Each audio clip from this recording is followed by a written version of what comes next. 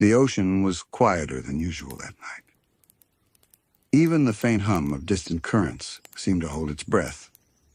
Beneath layers of calm, where sound dissolved into silence, a single figure drifted motionless, almost dreaming within the dream. Squidward floated in darkness. He wasn't quite awake, but he wasn't asleep either. He could feel the water around him, thick and still, pressing against his skin like velvet. When he tried to move, his arms felt weightless, not heavy, not restrained, just distant, as if they belonged to another version of him. A faint glow appeared far below a thin thread of turquoise light, winding like a ribbon through the deep. Curiosity stirred, quiet but undeniable. He drifted downward, following it. The light pulsed in rhythm with something unseen, like the slow beat of a sleeping heart. As he descended, the darkness around him began to take shape. Pillars rose from the ocean floor, tall and pale, carved with swirls that resembled rippling water. Between them hung long drapes of sea silk, translucent, fluttering gently, though there was no current. Tiny specks of light floated in the air, glowing plankton that moved like lazy stars. He realized slowly that he was standing at the entrance of something vast. A museum. Underwater, endless, and impossibly quiet. The words formed in his mind, not as thoughts, but as sensations. A museum of what, he wondered. The water itself seemed to whisper back, yours. He stepped forward. His feet touched a smooth surface, not sand, not stone, but something between the two, glowing faintly underfoot. Each step sent ripples of dim blue light across the floor, like soft music without sound. He walked deeper into the hall. The air, if it could be called that, felt heavy with memory. The walls curved upward like waves frozen in motion. Between them hung paintings, dozens of them, maybe hundreds. Some were blank, others fogged over as if hidden behind a thin veil of mist. He leaned closer to one, the faintest brushstrokes visible beneath the haze, colors he almost recognized. A mixture of gray and violet, the way he used to paint skies before giving up halfway. The painting pulsed faintly. The colors shifted, as though they were breathing. He stepped back, startled, but the motion was slow, dream slow. The gallery was alive, not haunted, not cursed, just awake. Every frame hummed with a soft vibration, low and musical. He realized it wasn't random. It was a rhythm, a heartbeat made of forgotten art. He continued walking, his reflection following him across glass floors and walls. At times he could hear his own footsteps, at others the silence swallowed them whole. Somewhere far away, water dripped. The sound echoed infinitely. He passed a mirror framed in coral. His reflection stared back, older, tired, eyes dimmed by years of noise and disappointment. For a long moment, neither moved. Then the reflection blinked once independently. It tilted its head, almost sympathetically, before fading into mist. Squidward sighed, not in fear, but in weary understanding. He had been here before, not this exact place, but somewhere like it, inside himself. Every artist, he thought, builds their own museum. Some call it memory, some call it regret. He walked further. The air shimmered with faint tones, like the distant echo of a clarinet underwater. He stopped to listen. The sound didn't come from anywhere. It was inside the walls themselves, or perhaps inside him. He closed his eyes. The melody was simple, a few notes, gentle and wavering.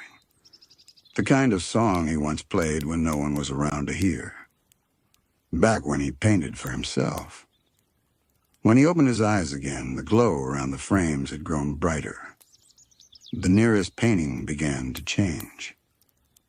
Lines of color formed slowly, hesitantly, like they were trying to remember what they used to be. He leaned closer.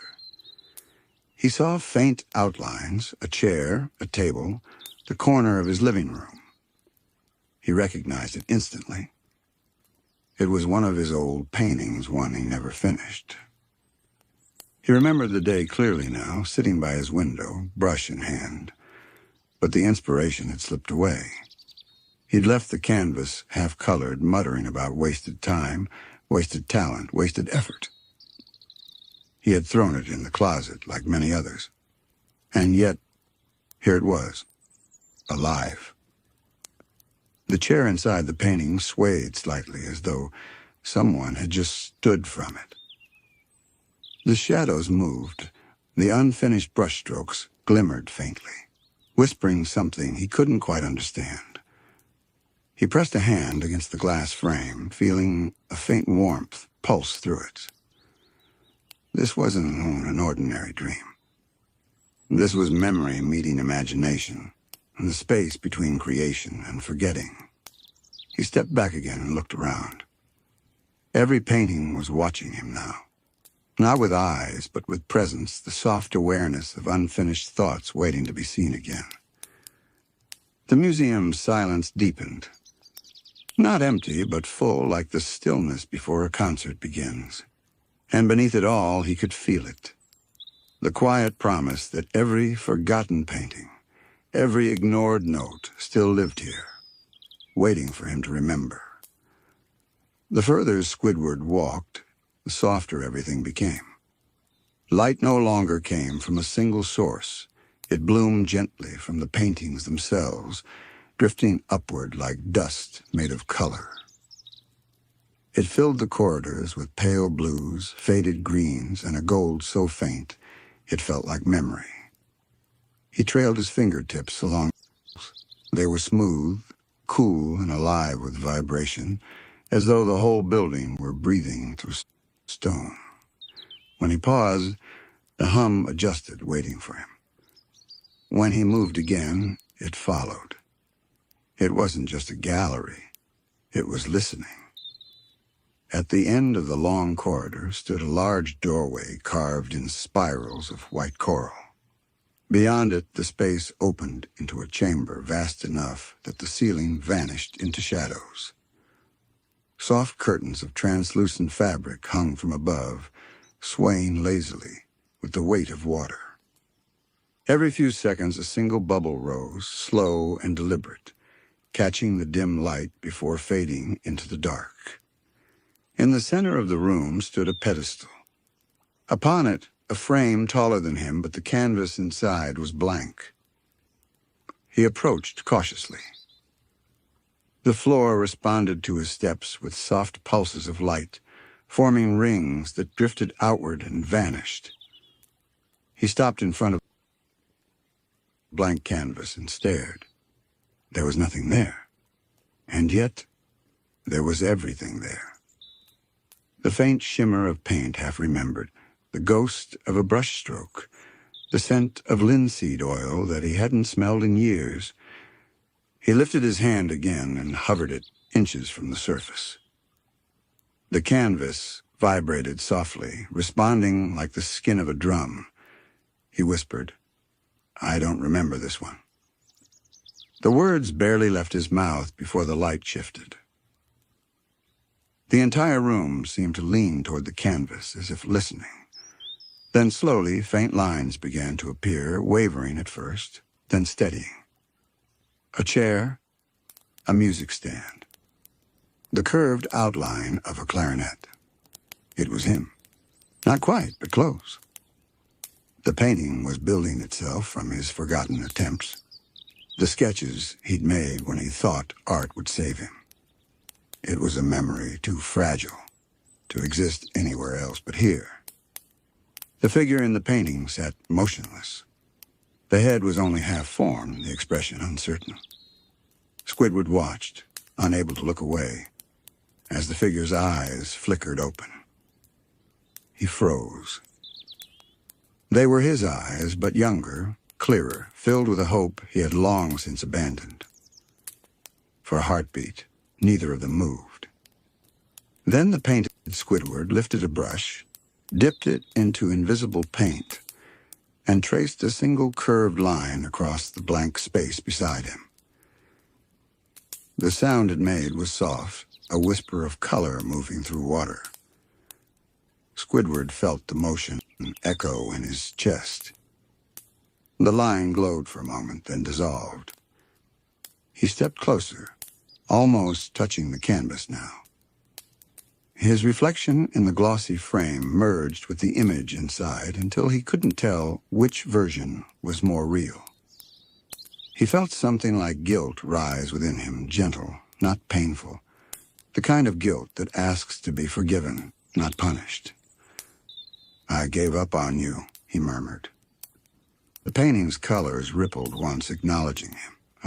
It didn't seem angry, just sad.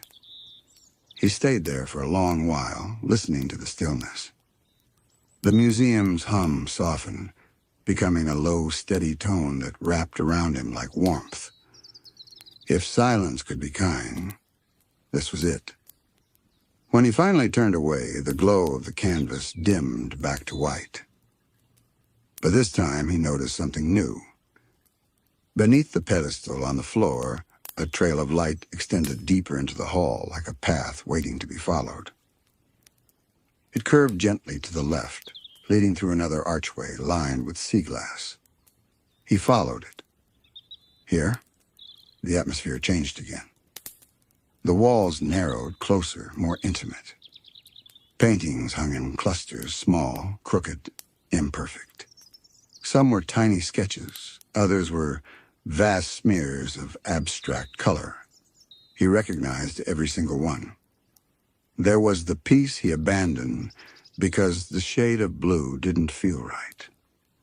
The one he ruined when his hand trembled from exhaustion. The one he left outside overnight, only to find it warped by salt water the next morning. All of them here, preserved, remembered. He paused before a cracked frame showing nothing but a swirl of dark green. He'd made that one on a stormy night, years ago, after a concert that no one had attended. He'd painted to quiet the noise in his head, but never finished. He leaned closer. The green shimmered softly, forming a vague spiral like the shape of a wave about to collapse. He heard faint music again, not clarinet this time, but piano notes, slow and uneven, echoing from somewhere unseen. They moved through the corridor like drifting light. He followed the sound, moving deeper. The walls began to glow in subtle gradients, colors sliding between aqua and lavender. Time blurred. He no longer knew if minutes or hours passed. Every corridor curved back into another, as though the museum itself were painting him in circles. He began to feel calm, not happy, but rested, as if each forgotten piece had been quietly waiting for this moment of acknowledgement. At last, he reached a circular room where the piano notes stopped. In the center stood another pedestal, smaller than the first. On it, a single seashell carved into the shape of a frame. Inside the shell's opening shimmered faint light, like the beginning of another painting forming. He stood before it and waited. The glow inside began to pulse gently, matching his breath. Something was about to reveal itself, something deeper. He didn't speak. He simply listened. The seashell glowed faintly in the dim water. Its surface shimmered like moonlight trapped beneath glass. As Squidward leaned closer, he could hear something inside, not exactly a voice, not exactly music. It was a hum, soft and distant, like a lullaby sung from behind a wall. He tilted his head, listening. The sound grew clearer. Each note floated out slowly one after another, forming a melody he couldn't name but somehow remembered. He'd played it once, years ago, late at night, when everyone else in Bikini Bottom was asleep. A quiet song for no one but himself. The seashell's light pulsed in rhythm with the music. He raised a hand toward it. The glow expanded, spilling through his fingers like liquid light. Before he could pull away, the water around him rippled and the pedestal began to dissolve. The entire room melted into a soft haze. Colors blurred, light folded. And then, without any real motion, he found himself somewhere else. He stood in a new chamber, vast, echoing and opening like a cathedral of coral. Above him, thousands of glass orbs floated lazily in the water. Inside each orb shimmered fragments of paint, swirling in constant, gentle motion. It looked like the inside of an artist's mind, thoughts suspended, still waiting to take shape. The ground below was patterned with tiles that reflected his steps. Every move sent faint ripples across the surface, and in those ripples, he saw flashes of color, moments of his own life painted in light. He saw himself as a child, drawing patterns in the sand. He saw the first clarinet he ever held, glimmering like a dream half remembered. He saw his old easel, standing crooked by the window of his home, always waiting, always patient. The museum was no longer just a place. It was a memory breathing through art. The air trembled gently. From the far end of the chamber, a voice emerged, faint, echoing and familiar. "Why did you stop?" Squidward froze. He looked around, but there was no one. Only the orbs, their light flickering with quiet curiosity. He took a careful step forward. "Stop what?" The answer came as a vibration through the floor, through the water, through his chest. "Creating." The word lingered, soft but heavy. He wanted to respond, but the truth caught in his throat. He didn't stop because he wanted to. He stopped because the noise of failure had become louder than the joy of expression. He closed his eyes. For a moment, the entire museum went still. When he opened them again, the orbs had rearranged themselves into a single spiral above him. They rotated slowly, gracefully, the light blending into a faint golden hue. Then, one by one, they began to fall, not crashing, but drifting, each leaving a ribbon of color behind. They landed softly around him, painting lines in the water. Red, blue, violet, green. The colors wrapped around him like a moving mural, forming shapes that pulsed and shimmered. He stepped through them carefully, watching them bend and flow. Each step revealed a scene, fragments of unfinished canvases, half-formed sketches, lost inspiration. There he was again, sitting before a blank canvas, sighing in frustration. Then another throwing down his brush after hours of trying to make something perfect. And another staring out his window, wondering if anyone would ever understand the sound of his clarinet. The colors began to blend together now, swirling faster, until they became an ocean of motion, a sea made of memory. The melody from before returned, softer this time, as if being played underwater. It wasn't sad. It wasn't happy. It was something quieter, acceptance. He took another step, and the colors parted before him, revealing a path made entirely of light. At the end of it stood a tall mirror, framed in gold coral. The same faint song pulsed from it, calling him gently forward. He walked slowly, carefully, as if afraid to disturb the silence that surrounded him. As he neared the mirror, he saw a movement within a reflection of himself painting at an easel. The reflection's movements were fluid, confident, full of grace he didn't remember having. The paintbrush danced like it knew the rhythm of the ocean itself. He stopped only a few inches from the mirror. His real hand trembled. The reflected Squidward turned, looked directly at him, and smiled.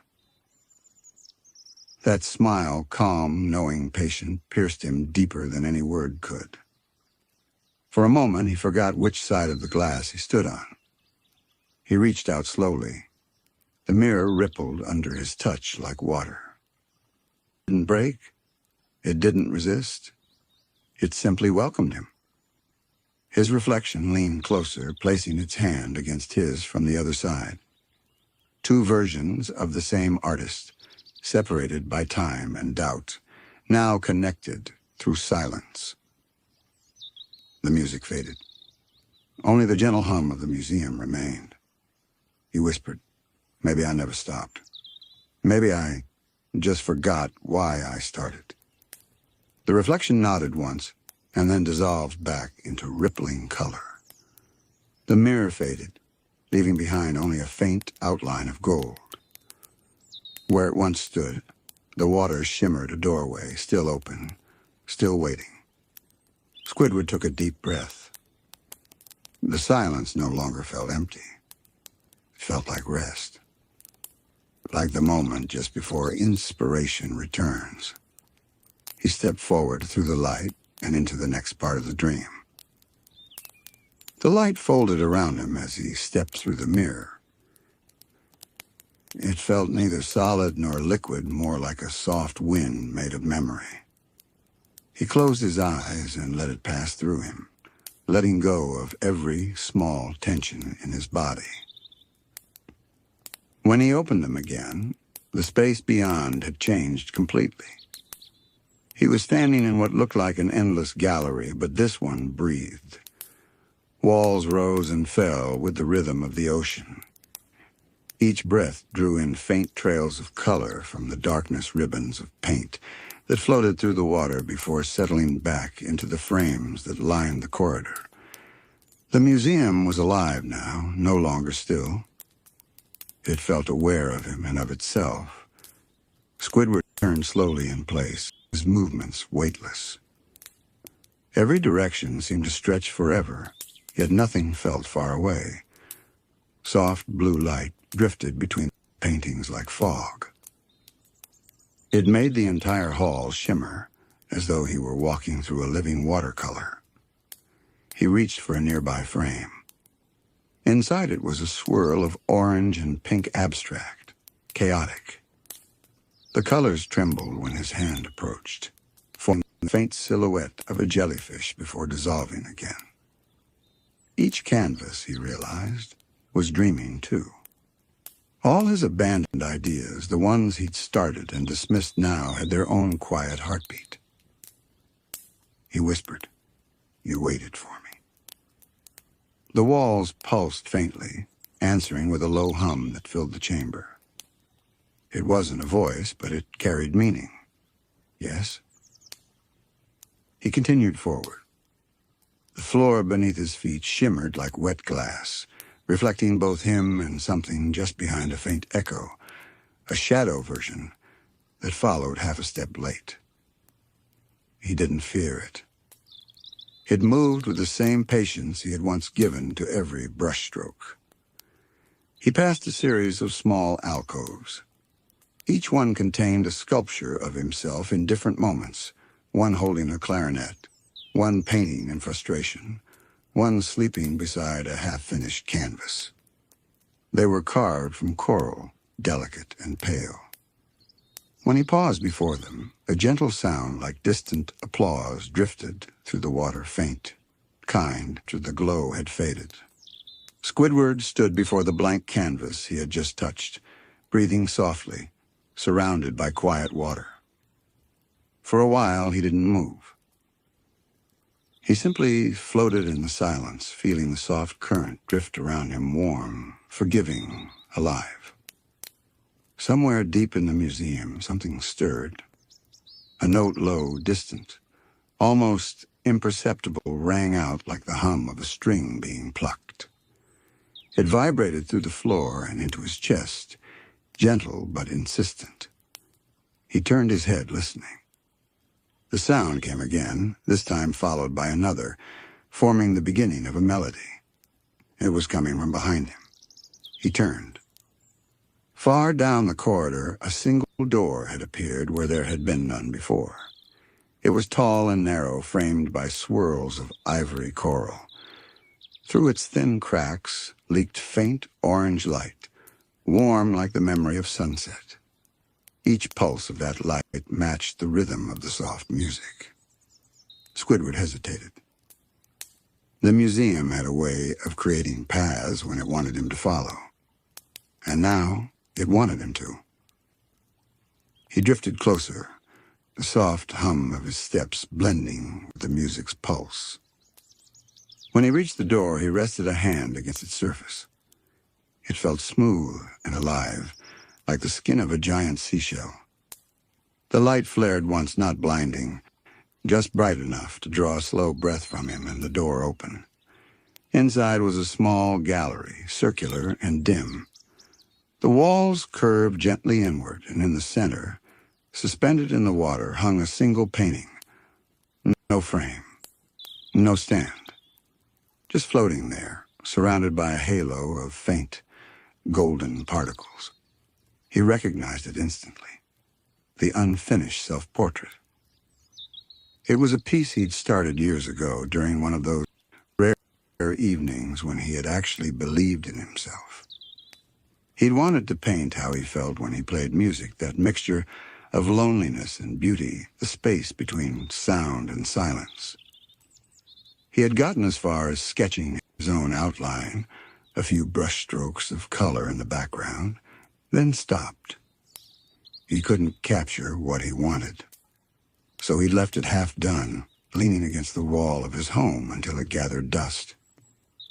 And yet here it was alive again, hovering before him. The faint light circling the portrait moved in slow spirals, shimmering against the blank parts of the canvas. He floated closer until he could see the brush marks clearly. Each one vibrated faintly, like the surface of water touched by rain. For a long moment, he said nothing. He just looked at it, the ghost of himself staring back. The face in the painting was only half-formed, one eye complete, the other fading into white, the mouth only hinted at, the background a swirl of turquoise and soft lavender. The whole image seemed to breathe, shifting slightly as though underwater. Then came the sound again. The same melody as before, low, thoughtful, almost hesitant. It was coming from the painting. He blinked. The single finished eye in the portrait blinked back. He froze. The music grew stronger, weaving through the water like a clarinet playing in another room. The brushstrokes around the portrait's head began to move, swirling slowly, reshaping themselves into faint waves of color that formed and faded again. He could hear words within the sound now, not spoken exactly, but felt like echoes vibrating directly in his chest. "You never finished me." The voice was calm, not accusing, not angry, just a statement of fact. Squidward's throat tightened. He whispered, "I didn't know how." The eye within the painting shifted slightly, focusing on him. Its expression was curious, gentle, but undeniably alive. "You tried," the voice said. "And you stopped when the sound around you got louder than the sound inside you." He didn't answer. The truth hurt in the quietest way possible. It wasn't the kind of pain that screamed. It was the kind that hummed endlessly in the background, waiting to be noticed.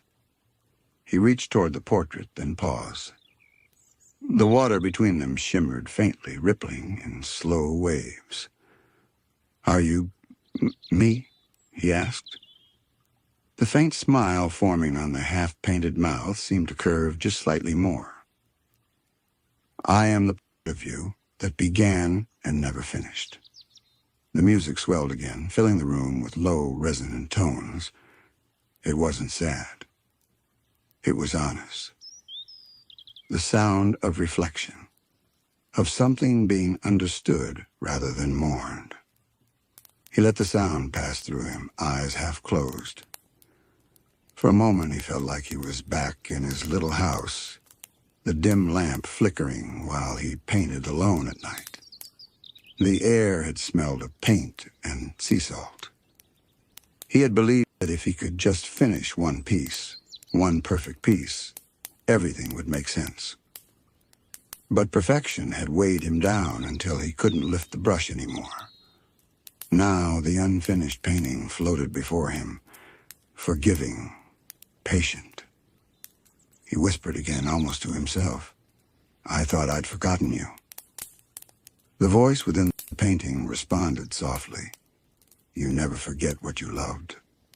You only stop visiting it." Those words settled deep inside him. He looked around the small gallery.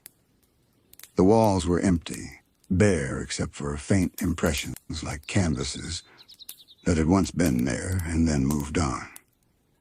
This room, he realized, existed for this single painting. It was a shrine to an unfinished thought.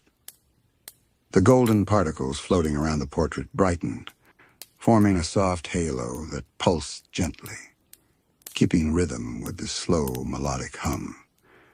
The painting's single eye glimmered, reflecting him not as he was, but as he might have been, the version that kept painting, kept playing, kept dreaming. He drifted a little closer. "Can I finish it now?" he asked quietly.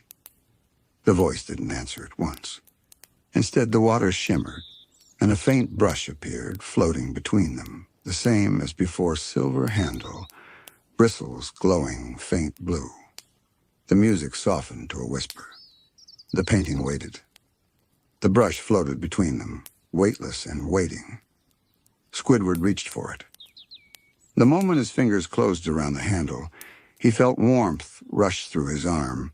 Not heat, but something like a pulse, a heartbeat that wasn't his own. The glow from the bristles deepened, shading from blue to violet as though it recognized him. He took a breath, steady and long, letting it fill the still water around him. The painting's eye followed his every move, unblinking, patient. He hesitated, then finally lifted the brush and brought it toward the empty half of the canvas. The first stroke shimmered.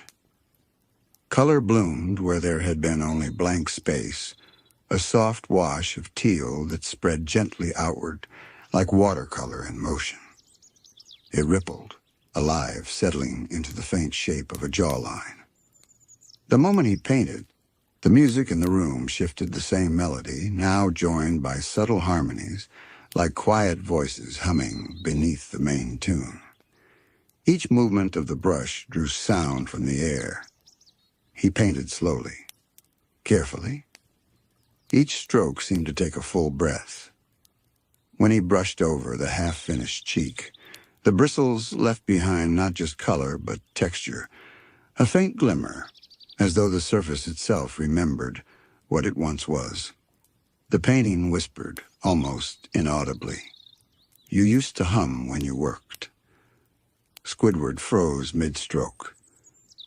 He blinked at the half-finished face. "I did?" "Yes. You hummed so softly you never noticed. You painted in rhythm with yourself." He smiled a small, quiet smile that surprised him. He didn't remember doing that. But as he stood there, the memory stirred. Long nights in his little home, the sound of bubbles outside his window, the occasional creak of a floorboard, and under it all, a faint hum that kept him company. It hadn't been music exactly, more like a heartbeat he could hear. He dipped the brush again, even though there was no paint, only light. When he touched the canvas a second time, the colors deepened amber, coral, lilac, all moving like currents across the portrait's surface. The half-painted face grew more real, yet still dreamlike, a reflection that shimmered between past and possibility. The painting murmured, "You always stopped when you thought it wasn't good enough." He paused. The truth pressed against his chest again. He said softly, "It was never good enough." The portrait's single eye blinked once, slow and steady. Good enough for who? The question hung there, echoing in the water. It wasn't demanding. It simply existed, like a quiet ripple expanding outward. He didn't know how to answer. He thought of the neighbors who never listened when he played clarinet. He thought of the critics who had never seen his art. He thought of SpongeBob's bright, effortless laughter that made his own ambition seem small. He thought of silence, the heavy kind that fills a room after failure. "I wanted them to care," he whispered finally.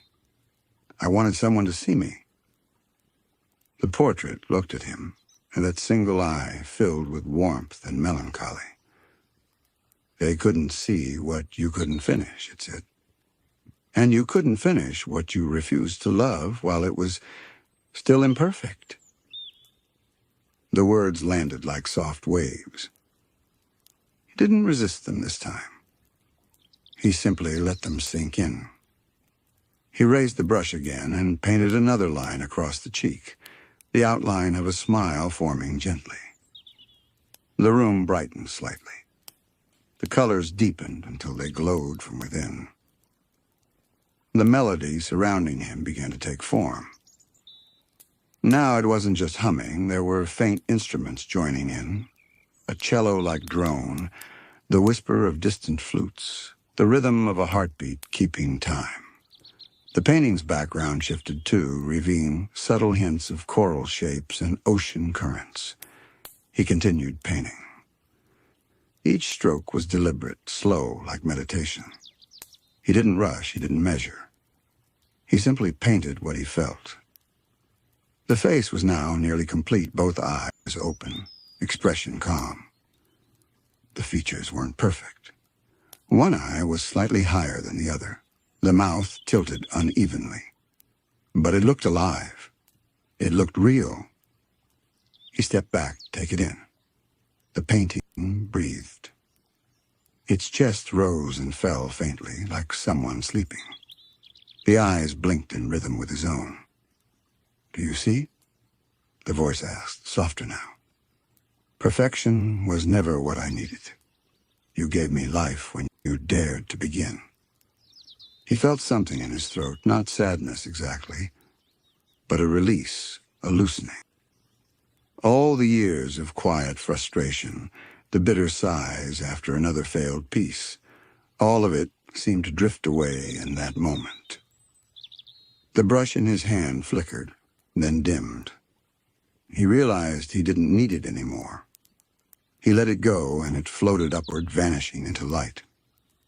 The painting, his self-portrait, looked at him fully now, both eyes aware. It smiled. A calm, knowing smile that mirrored his own.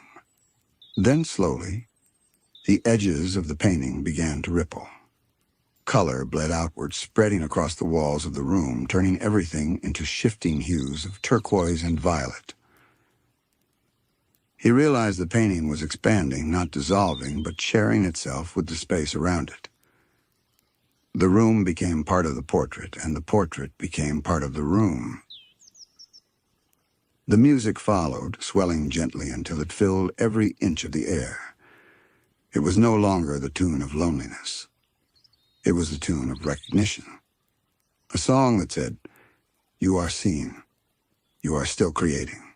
You are still here." Squidward closed his eyes. He let the melody wash over him like warm current, every note brushing against his skin. He could feel the brushstrokes inside his chest, now soft textures of memory, each one whispering something different. Keep painting, keep dreaming, keep breathing. When he opened his eyes again, the painting had changed. Where once there had been only his reflection, there was now movement, faint, fluid, like the portrait itself was breathing underwater. And behind his image, a new door had appeared, its edges glowing gold. The portrait looked at him one last time and said, "There are more unfinished things waiting." He nodded, the corners of his mouth lifting just slightly. "I know."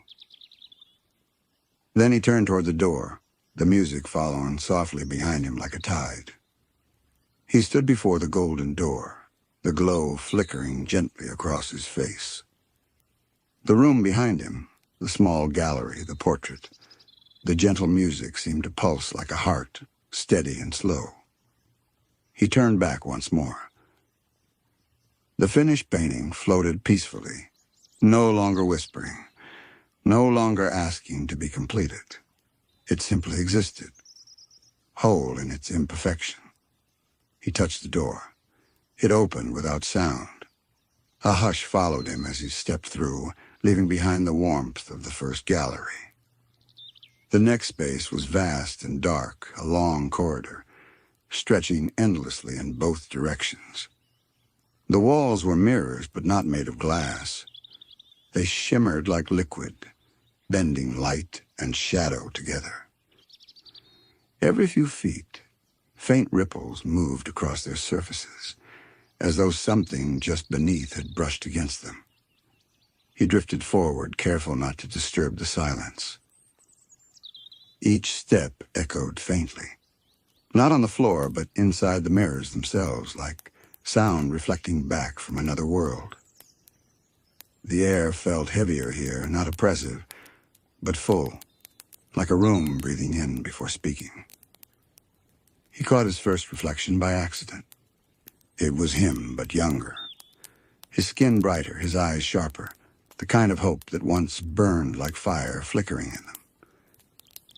The younger version stood at an easel, painting furiously, colors spilling into one another, laughter just on the edge of his lips. Squidward stopped walking. The reflection stopped too, mid-brushstroke. Then slowly, the younger version turned toward him. Their eyes met through the thin film of dreamlight separating them. "You used to love the mess," the reflection said softly. "You used to think mistakes were part of the music." Squidward stared, unsure whether to respond. The words seemed to come not from the reflection's mouth, but from the water around him, like a memory spoken by the air. He finally said, "And then I stopped thinking that." The younger Squidward smiled faintly. "Yes, when you started listening to the noise outside instead of the song inside." The reflection dipped its brush again and kept painting. Color spilled out of the mirror, flowing into the corridor like liquid light. Turquoise, crimson, violet, all merging into small streams that drifted along the walls, vanishing into the dark. The smell of fresh paint filled the water sharp, nostalgic, almost comforting. He took another step forward. More mirrors awakened. Each one shimmered, revealing new versions of him. In one, he stood on a stage with his clarinet, the spotlight dimming as a crowd turned away. In another, he sat alone in his living room, a single candle lighting his sketch pad as his eyes drooped with exhaustion. In another still, he laughed with SpongeBob and Patrick, trying to hide his embarrassment at being happy. Every reflection moved slowly, looping through small gestures like a record replaying its softest moments. And every one of them looked up as he passed, as if they could sense his presence. The corridor was alive with memory. It wasn't cruel. It wasn't forgiving either. It simply showed him what had been left behind. He walked for what felt like hours. The music from the previous room had faded into a low hum, now blending with new sounds, the echo of brushes, the faint rhythm of waves tapping against unseen glass. After some time, he noticed the corridor narrowing. The mirrors began to close in, curving gently toward each other until he could see multiple reflections at once, dozens of him, layered and overlapping. Each one different. Each one holding a different emotion, pride, disappointment, longing, serenity. The reflections began to whisper together. The sound wasn't chaotic, it was harmonic, like multiple notes forming a single chord.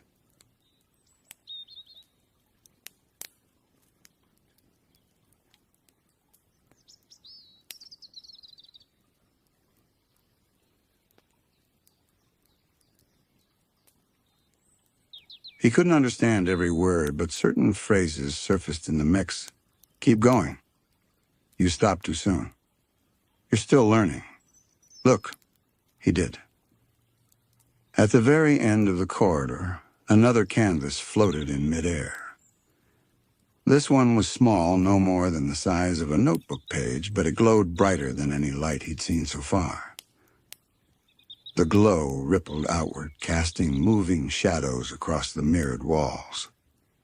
He approached carefully, feeling a faint pull in his chest, like gravity calling him closer. When he reached it, he saw it wasn't just a canvas. It was a fragment, a torn piece of one of his old paintings. He recognized the brushwork immediately. The same curve of color from a seascape he'd abandoned years ago. The one he had destroyed out of frustration. He reached toward it.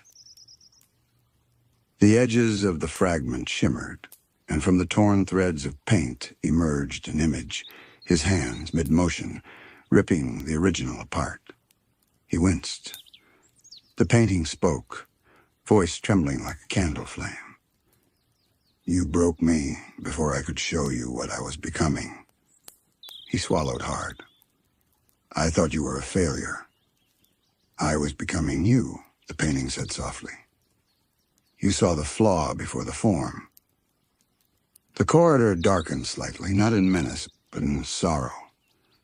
He could feel the truth of it echoing through the mirrors around him, every reflection bowing its head, every unfinished piece vibrating faintly as if in mourning. He took a slow breath.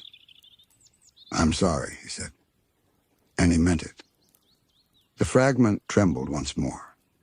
Then, without warning, it dissolved not into dust, but into a fine golden mist that swirled upward, dancing like small in the current. It rose until it reached the mirrored ceiling, then scattered into the darkness. The mirrors softened. The reflections grew faint, fading one by one until only his own remained tired, older, but clearer somehow. The corridor widened again. Far ahead, another door began to form, this one silver, shimmering like moonlight on the ocean's surface. It opened before he reached it. A faint breeze, impossibly gentle, drifted through, carrying the scent of ink and salt. The whispers behind him quieted, replaced by a steady pulse, the slow heartbeat of creation, still alive somewhere deep inside him. He looked once more at his reflection before stepping forward. The Squidward in the mirror gave a small hum. Then together they turned away, and he walked into the light. He stepped through the silver door. The light that met him wasn't blinding this time. It was soft, like dawn arriving underwater. The air shimmered faintly, golden dust suspended in gentle currents. When he looked around, he realized he was standing inside what looked like a studio, his studio, but not quite. The walls were endless, stretching in slow curves like the inside of a great seashell. Canvases floated all around him, some upright, some tilted, some upside down. None of them rested on easels. They simply hovered, suspended in still water. Paintbrushes drifted by themselves, moving gently through color palettes that glowed softly, swirling pigments of coral, indigo, and amber. Every surface seemed to hum with quiet life. The sound was neither music nor silence. It was something in between, the pulse of inspiration. He felt it vibrating in his chest. For the first time since the dream began, he wasn't afraid of the emptiness. It didn't feel lonely anymore. It felt open.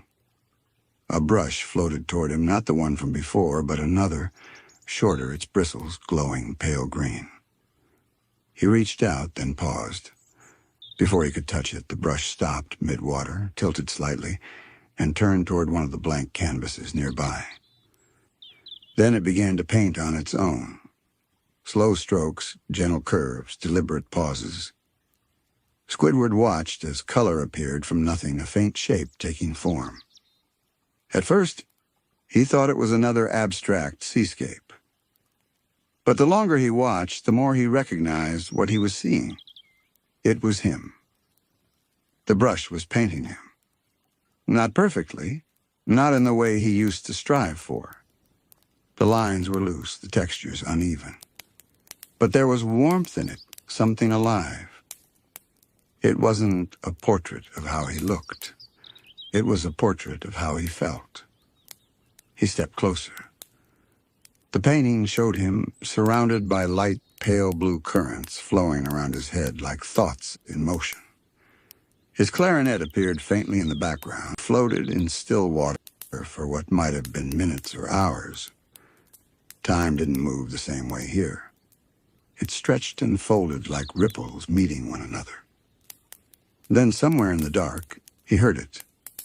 A single note. It was faint at first. So faint he thought he imagined it. A clarinet's tone, low and trembling, suspended like a sigh. It came again, this time stronger, echoing gently through the vast emptiness around him. He turned toward the sound. Far in the distance, a thin path of light appeared, shimmering through the water like a spotlight cutting through fog. He followed it. The path led him through a wide corridor lined with tall curtains made of shifting blue fabric. The material moved like slow waves, brushing against him as he passed. Every few steps, he heard the faint creak of wood beneath his feet, strange since there was no floor. It sounded like a stage, the sound of memory. The air began to change. It thickened with warmth and faint echoes, coughs, footsteps, the murmuring of a distant crowd that wasn't there. The sound came from nowhere and everywhere at once. He reached the end of the corridor, and the light widened into an open chamber. A massive theater stretched before him. He recognized it immediately. Rows of coral benches curved in gentle arcs, facing a raised wooden platform. The walls shimmered with faint gold, their surfaces carved with abstract designs that resembled musical notation lines and swirls that glowed when he looked at them directly. Above the stage hung hundreds of seashell lamps, their glow pulsing faintly like breath. And in the center of the stage stood a clarinet on a small stand, surrounded by silence. The note he had heard earlier drifted through the water again, the clarinet playing itself, soft and... It sounded like him. The tone wavered, unsure, like a musician warming up before the performance that never began. He stepped closer, the faint creak of the invisible floor following each step. When he reached the edge of the stage, he stopped. The audience seats were empty, every one of them. But when he looked closer, he saw faint shapes in the air above them, transparent, like echoes frozen in place. Silhouettes of people who had once been there. Some clapped soundlessly. Some turned away. Some simply sat, waiting. He felt something ache deep inside his chest. He knew this feeling, the quiet dread before performance, when you're not sure if you'll be heard. When you hope someone will understand the sound you're about to make. Oh, the clarinet played another note, inviting him. He floated onto the stage. The wood beneath him shimmered faintly, its grain alive with soft movement patterns rippling outward from the clarinet stand like the rings of sound themselves. When he reached for the instrument, it lifted into his hand with gentle resistance, as if testing him first, then finally relaxing.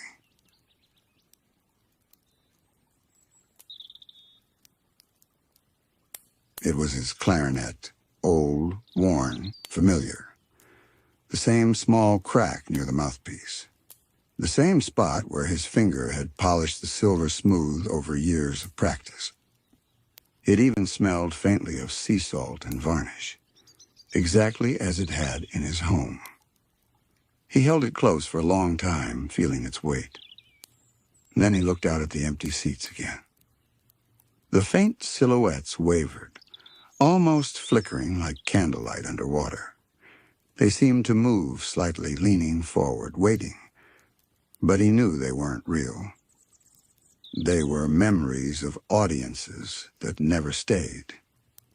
He brought the clarinet to his mouth and closed his eyes. The first note he played was imperfect. It cracked just slightly, breaking the silence. He grimaced instinctively, old reflex, but didn't stop. He tried again. The second note was clearer, vibrating through the water, shimmering against the golden walls. He began to play slowly, each sound hanging in the space like a bubble rising to the surface. The melody came from somewhere deep in him, the same tune that had followed him since the beginning of this dream.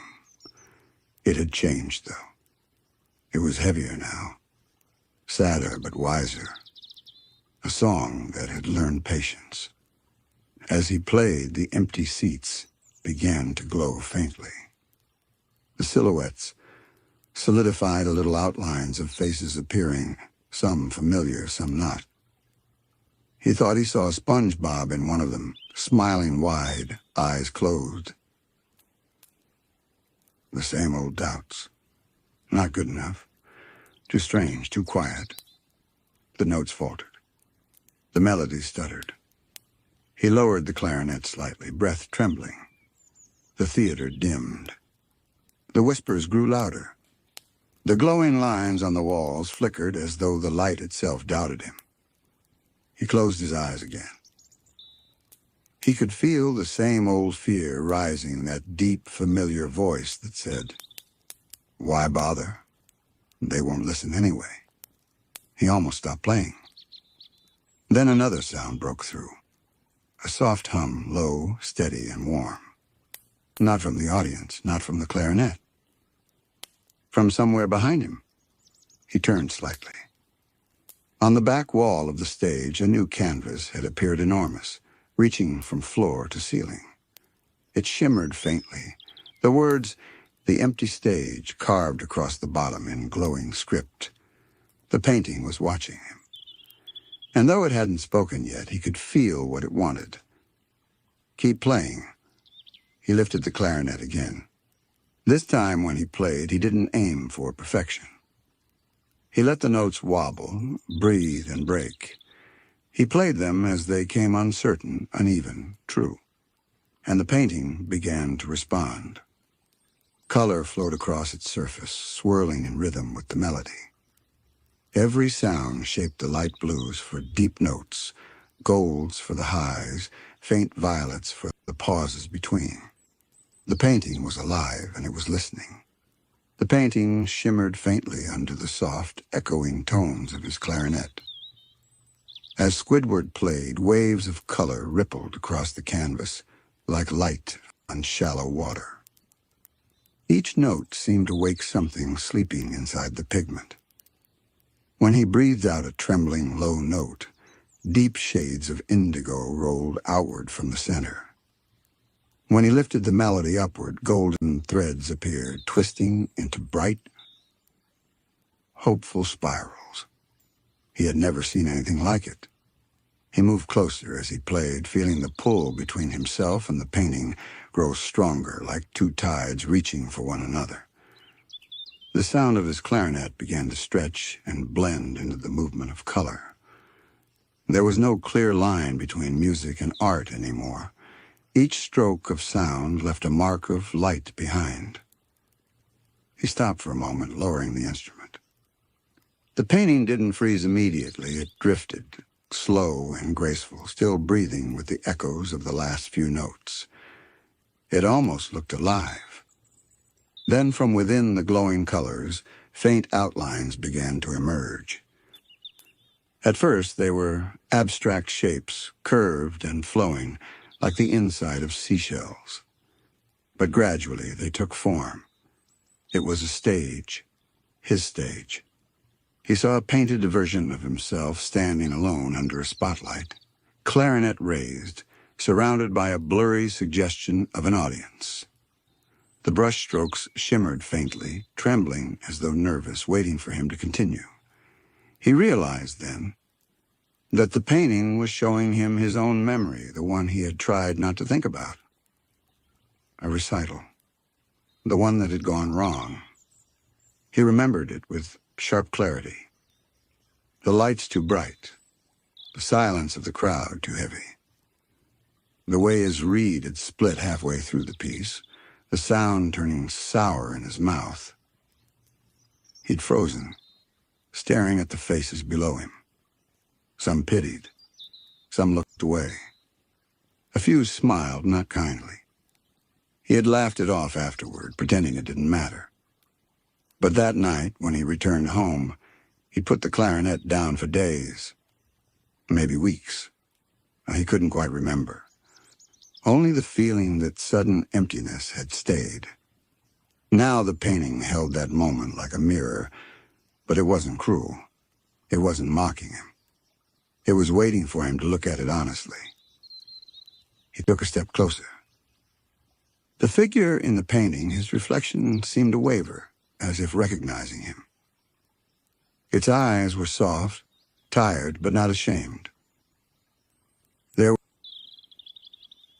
even a hint of something like understanding in them. He lifted his clarinet again and played. This time, he didn't aim to erase that memory. He played for it. The melody he created was tender, a slow, melancholy lullaby that rose and fell like the tide. Each note wrapped itself around that painted version of himself, smoothing the harsh lines, softening the shadows. The light on the canvas began to shift again, gold spilling across the stage, reaching toward the painted clarinet. The vision of him inside the painting began to move. Its arms lifted. The painted clarinet glowed faintly, catching the same rhythm as his own. They were playing together now, two Squidwards, one real, one painted, weaving music across a dream stage.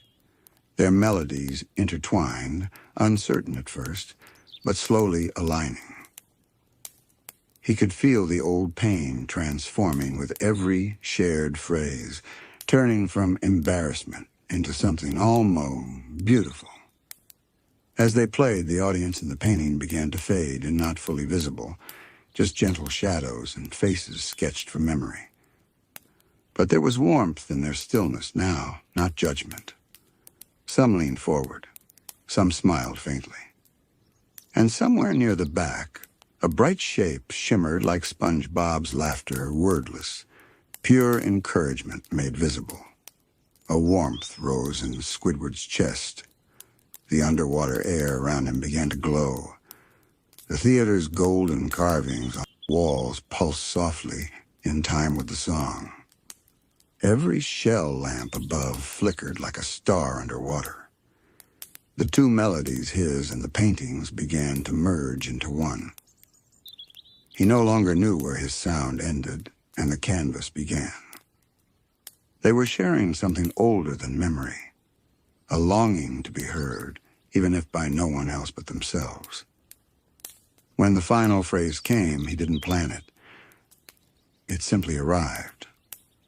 A slow, descending note full of both peace and regret. He let it trail off naturally, fading into the vast quiet of the dream theater. The colors on the canvas began to settle. The figure inside lowered its clarinet. Its painted eyes met his one last time. Then the colors folded inward like waves retreating to the sea. The image of himself dissolved, leaving behind only faint outlines of gold and blue. The title at the bottom, The empty stage glowed softly, and for the first time, he noticed something beneath it. Tiny letters shimmered just below, hidden in the brushwork until now. They read, "Silence is also art." He lowered his clarinet slowly, the words echoing in his mind. For a long while, he simply stood there, surrounded by the glow of the theater. He didn't feel proud. He didn't feel sad, either. It was something quiet or acceptance, maybe. The kind that settles in when you stop fighting what you couldn't control. The painting began to fade, the golden light dimming gently until only the faint outlines of the frame remained.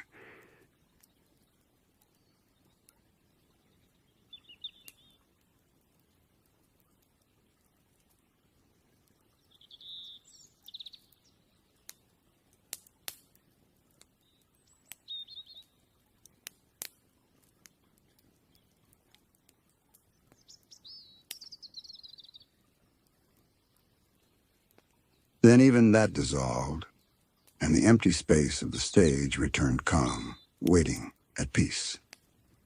He exhaled softly. For once, the silence didn't sting. It felt earned. And then, from the far edge of the room, a new light appeared. A small doorway, rippling faintly, as if inviting him onward. He turned toward it, holding the clarinet close, and began to walk. The next painting waited. The golden doorway shimmered with a faint pulse, as though it breathed in rhythm with his thoughts. Squidward hesitated before stepping through. Behind him, the theater was still a silent cathedral of echoes and memories.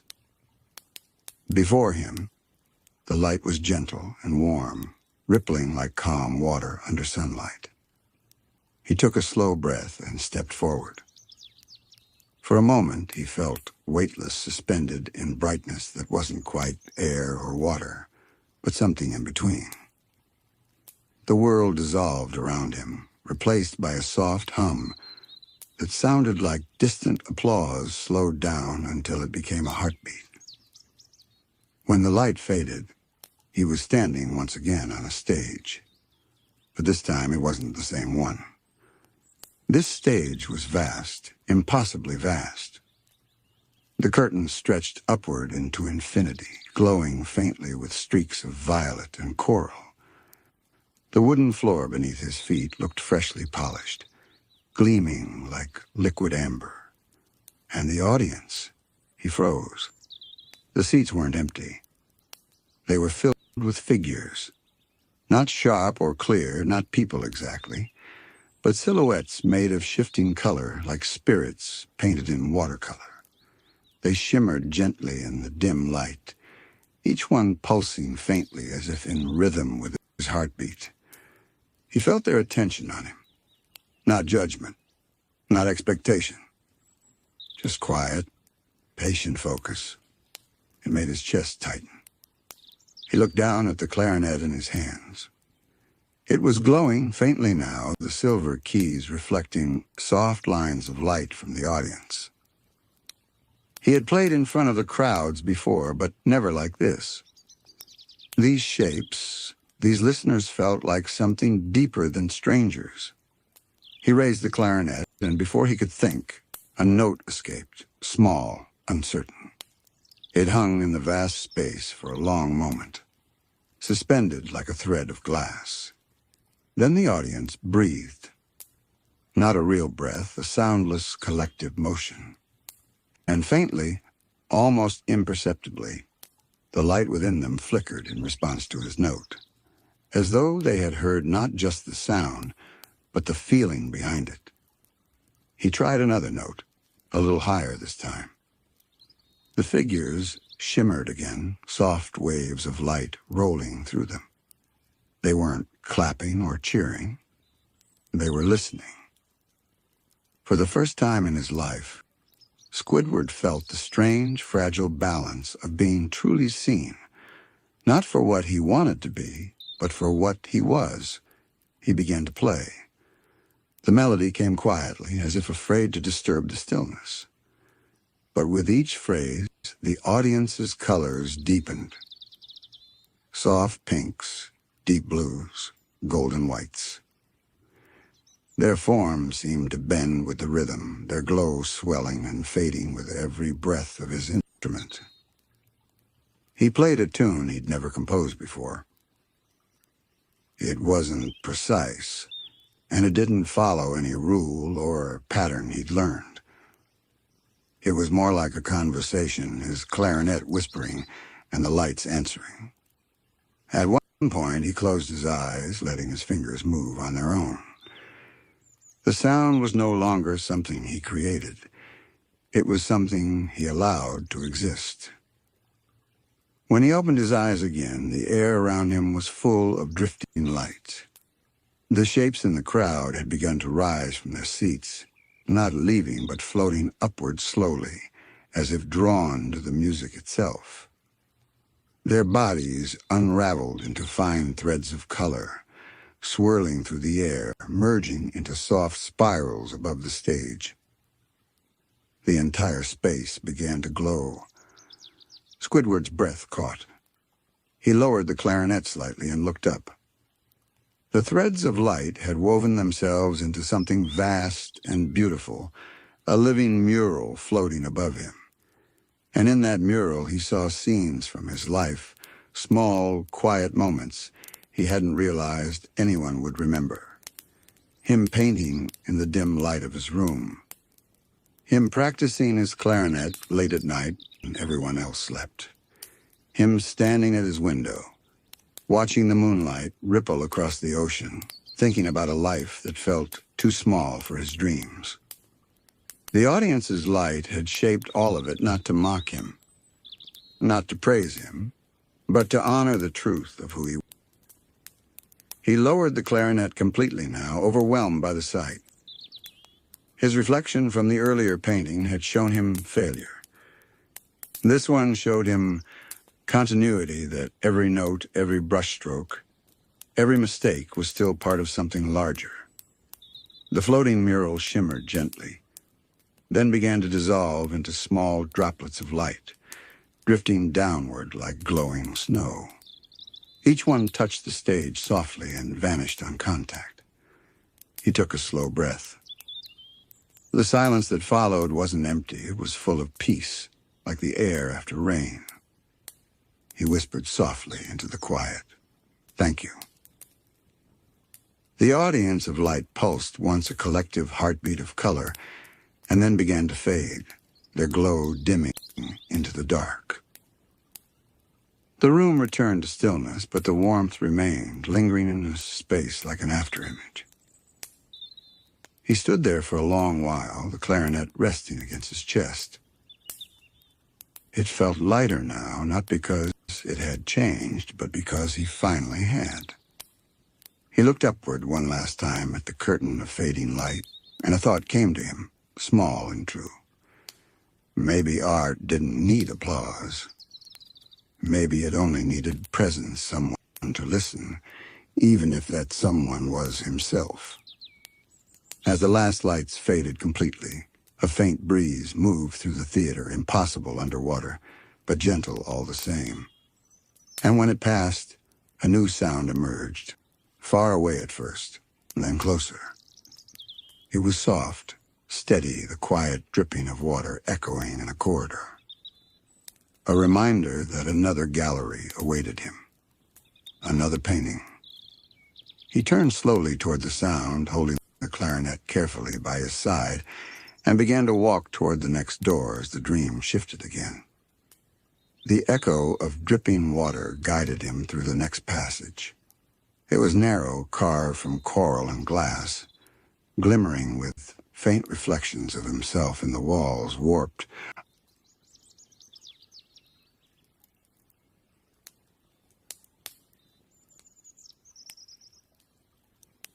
Uncertain, almost fluid. As he passed, each reflection seemed to play a different expression. One frowning in focus, another sighing in disappointment, one smiling shyly, as though proud in secret. He didn't look away. For the first time, he let himself see all of them. The corridor opened gradually into a small chamber far humbler than the grand stage before. Here, there were no glowing lamps or sweeping curtains, just a dim light that seemed to come from nowhere, and in the center, a single wooden stool resting beside a cracked mirror.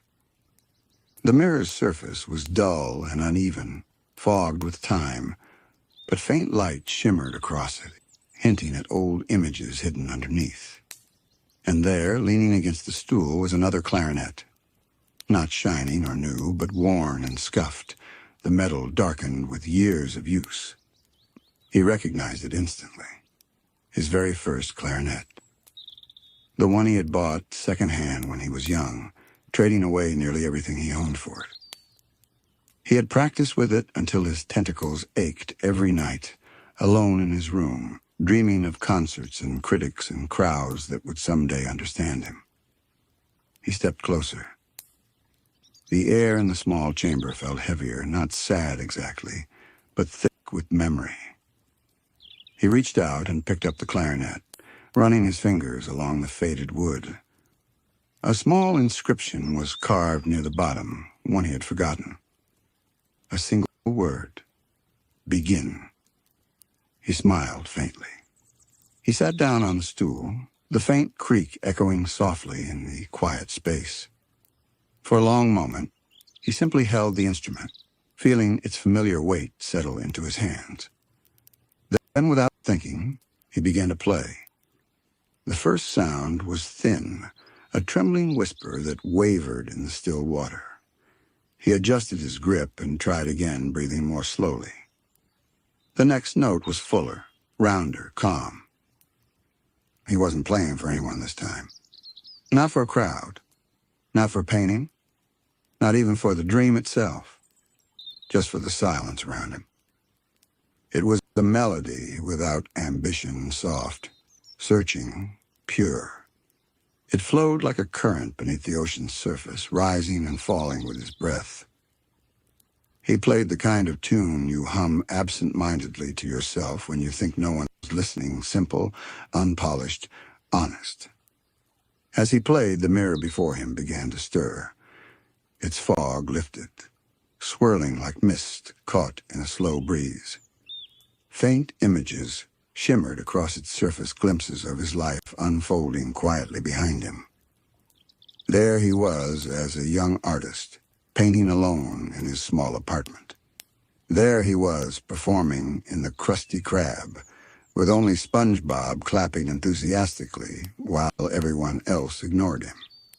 There he was lying in bed at night, staring at the ceiling, wondering if effort without recognition still mattered. Each image lingered only for a moment before melting back into the mist. The corridor that followed was quieter than any before it. No sound of dripping water, no whisper of currents, only the low, continuous hum of the dream itself, like a seashell pressed to the ear. Squidward walked slowly, the clarinet still in his hand. The walls here were smooth, pale, almost like polished pearl. They reflected faint echoes of the light he carried, faint enough to feel familiar, like the color of old mornings that never fully return. As he walked, he noticed faint shapes flickering across the walls. At first he thought they were tricks of light reflections distorted by the water. But then he realized they were faces, not full portraits, just brief flashes, eyes, smiles, half-turns of laughter. They disappeared whenever he tried to look directly at them. He knew them all.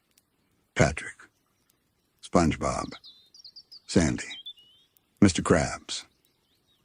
Even a few faces from long ago, neighbors, classmates, people who had crossed his life for only a moment. They appeared and vanished in silence, like bubbles rising through a dream. At the end of the corridor, the light deepened. A new room opened, vast and circular, its walls lined with hundreds of framed paintings. Each frame glowed faintly in the dim light, and the water carried a stillness so delicate it felt sacred. This was not a museum for beauty. It was a museum for memory. Squidward floated forward, taking in the sight slowly. Every painting showed someone familiar, not in grandeur, but in ordinary moments. SpongeBob laughing as jellyfish danced around him. Patrick asleep on a rock, mouth open, a tiny bubble rising from his nose. Sandy polishing one of her inventions, her helmet reflecting a spark of light. Even Mr. Krabs, clutching a handful of coins, smiling faintly to himself. Each painting shimmered gently, as though caught between movement and stillness. But when he looked closely, he saw the edges of each one were slightly frayed. The paint near the borders seemed to dissolve into the surrounding water. These weren't finished portraits. They were fading memories. He drifted closer to one SpongeBob's. It showed him standing outside Squidward's house, knocking on the door with a big grin, holding a jellyfish net. A typical afternoon. A moment Squidward had probably groaned through, annoyed, eager to be left alone. But now, in this dreamlight, it felt different. The way the glow hit SpongeBob's eyes made them look softer, less exaggerated, more human. There was sincerity there, unfiltered, unending. Squidward reached out and touched the frame lightly. The water rippled, and the painting shimmered like a disturbed reflection. SpongeBob's image blinked once and then smiled wider. Hey, Squidward," the voice said faintly, not quite sound, not quite memory. "Want to go jellyfishing?" He froze. The voice came not from the painting, but from the water around him, like the echo of a day that had already ended. He almost smiled. Almost. But the painting trembled again. The colors began to drain, the edges curling inward like burning paper. The image of SpongeBob faded slowly until only faint traces of gold remained. The frame dimmed. "Goodbye," Squidward murmured under his breath, not realizing he'd spoken aloud. He turned to the next painting. This one was of Patrick. It showed him sitting beside Squidward's window at night, both of them staring at the moon, a memory Squidward had nearly forgotten. Patrick's expression was peaceful, even wise, in that strange way he sometimes was without meaning to be. The painting shimmered gently as Squidward approached. The reflection of the moonlight in the image flickered, like it wanted to speak. Then faintly, a voice bubbled through the silence. "Hey, Squidward, do you ever think about how big the sky is?" It wasn't a sound, really more like a thought that arrived uninvited. He remembered that night now. He had rolled his eyes, muttered something sarcastic, gone back inside. But Patrick had stayed watching the moon until morning. The memory hurt in a way he couldn't describe. Not sharp pain, but something dull and deep, like the ache of realizing too late that you'd missed something precious. He reached out again, but before he could touch the frame, the paint began to ripple. Patrick's image smiled one last time, then dissolved into the water, leaving only the glow of the moon behind. The frame dimmed, joining SpongeBob's in quiet stillness. He turned slowly, scanning the gallery. So many faces. So many fragments of moments he had brushed aside in the rush of irritation, distraction, pride. He moved from one to another. Sandy's painting shimmered with faint static, showing her tinkering happily with a broken contraption. When he came near, the faint echo of her voice filled the room, calm, thoughtful, always busy. "You know, Squidward, art and science aren't that different. Both try to understand the world." The words felt heavier now than they ever had. The image faded too, replaced by silence. Mr. Krabs' painting flickered last, showing him counting coins behind the register. But when Squidward came close, the faintest hum of an old sea shanty filled the air, something warm and familiar beneath the greed. Even that, too, vanished gently into the dark. He stood in the center of the gallery, surrounded by dimming frames, their soft lights flickering like candles in a slow wind. One by one, they went dark, until only a few faint glows remained, the ghosts of memories still lingering. He understood then. This gallery wasn't here to haunt him. It was here to remind him not of who left, but of who stayed for time, and how easily he had mistaken presence for permanence. He looked down at his clarinet. It shimmered faintly, reflecting the glow of the last remaining paintings. He thought about how often he'd chosen solitude over connection, not because he wanted to be alone, but because it felt safer that way. The silence pressed softly around him, not accusing, not forgiving, just there. Then, from somewhere deeper in the gallery, a new light flickered, not gold or blue, but pale green, soft and strange. It came from a single frame at the farthest end of the room. Squidward turned toward it, feeling the faint pull of recognition in his chest. This painting wasn't like the others. It glowed more strongly, almost alive. The light around it moved like breath. He approached slowly, the rest of the gallery fading behind him into darkness. The light ahead grew brighter as he walked. It pulsed softly through the water, tinting everything around him a faint greenish gold. The closer he moved, the more it seemed to hum a low vibration that resonated in his chest, like the first breath before a melody. When he reached the painting, he paused. It was larger than the rest, easily twice his height, framed in coral that had turned smooth and glass-like with age. The glow came not from the frame, but from the painting itself. At first glance, it looked abstract swirls of muted color, patches of shadow, half-formed shapes. But as he floated closer, the details began to shift, rearranging themselves, finding form. He saw himself.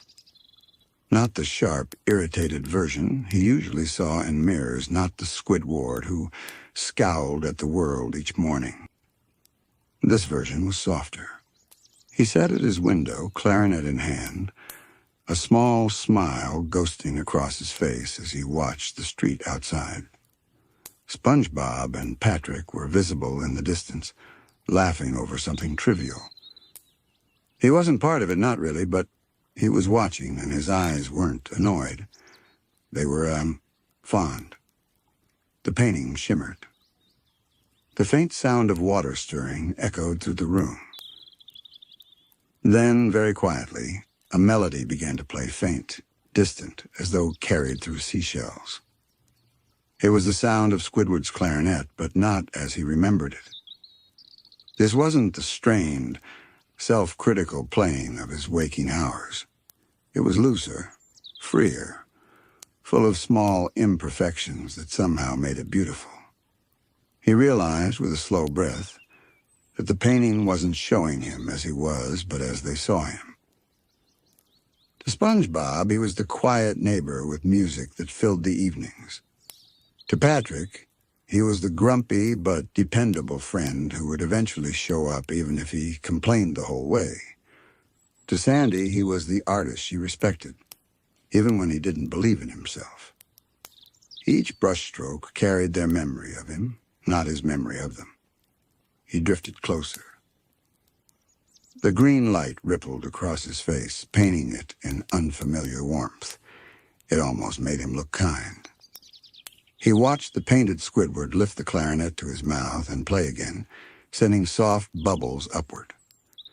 The sound wove through the water a melody that was neither happy nor sad, but honest. The gallery seemed to lean in to listen. All around him, the dimmed painting flickered faintly as if waking up for a moment to hear. Squidward felt something in his chest loosen. He hadn't realized how heavy he'd become with old expectations, with the endless cycle of frustration, isolation, and pride that walled him off from the very people who had tried to reach him. He looked at the painted version of himself and whispered, almost to the water, "Is this how they remember me?" The melody answered. A soft clarinet note echoed back, almost like a sigh. Then the painting began to move again. This time the image shifted. The walls of the painted house melted away and the scene widened. He saw himself sitting with SpongeBob and Patrick at a picnic, looking awkward but smiling despite himself. Then another him standing in Sandy's tree dome, pretending not to be interested in her inventions while secretly amazed. Then another the Krusty Krab at night, the lights low, Squidward wiping down the counter as SpongeBob hummed nearby. Each scene lingered only for a few seconds before fading into the next. A gallery of memories he didn't know still lived in him. He watched in silence.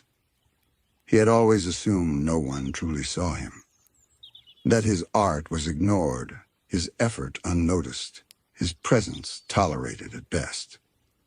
But here, in this silent underwater museum, the truth was painted plain. Maybe they had seen him all along.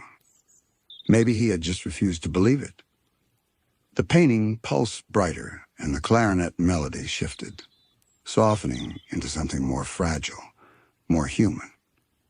It wrapped around him like a slow tide. He closed his eyes and let it wash over him. He remembered the countless times he'd rolled his eyes at SpongeBob's optimism,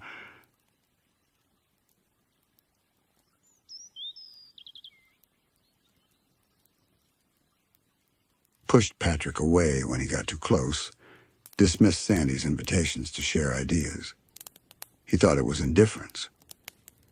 But maybe it was fear of being known, of being vulnerable, of being loved in a way that wasn't on his terms. The music deepened. In the painting, the faces of his friends appeared once more, not laughing this time, but simply being there, surrounding him with quiet warmth. They weren't demanding anything. They weren't trying to change him. They just stayed. He felt something shift in his hands. The clarinet, still glowing faintly, responded to the melody in the painting.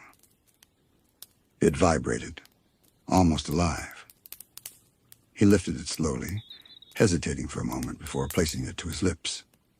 And then he played. The note that left the instrument was soft, trembling, imperfect, uncertain. But it carried through the water like a single drop of light. The painting seemed to respond, the colors rippling outward in time with his playing. For the first time in the dream, he wasn't performing. He wasn't trying to impress anyone or prove anything. He was just communicating wordlessly, honestly, like he never had before. The two melodies, his and the one from the painting, intertwined, weaving around each other like strands of kelp in a gentle current. The sound filled the gallery, soft and endless, and then slowly the other paintings began to glow again. Each frame lit up faintly, as though the music had called them back. The faces of SpongeBob, Patrick, Sandy, and even Mr. Krabs flickered to life, smiling, laughing, listening. The light from their paintings merged with the green glow of the one before him, wrapping Squidward in a soft radiance that made everything else disappear. He felt small, but not in a bad way. Small in the way an artist feels when he realizes that creation isn't about being admired, but about connection. The painting of himself faded, but not entirely. It lingered, half visible, like a reflection on the surface of a still pond. In its place, faint words appeared at the bottom of the frame, glowing like carved light. They never stayed, but they never truly left. Squidward stood before the fading light, unable to move. For a long time, he said nothing. Then, in a whisper meant only for the sea, he murmured, "Maybe that's enough." The current stirred softly, like an unseen hand, resting briefly on his shoulder. Then the glow of the room began to fade once more, leading him toward another corridor, darker this time, deeper, quieter.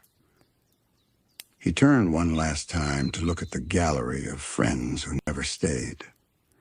Every frame glimmered faintly, as though breathing with him. Then he drifted onward. The corridor that followed was narrow, and the light dimmed with every step.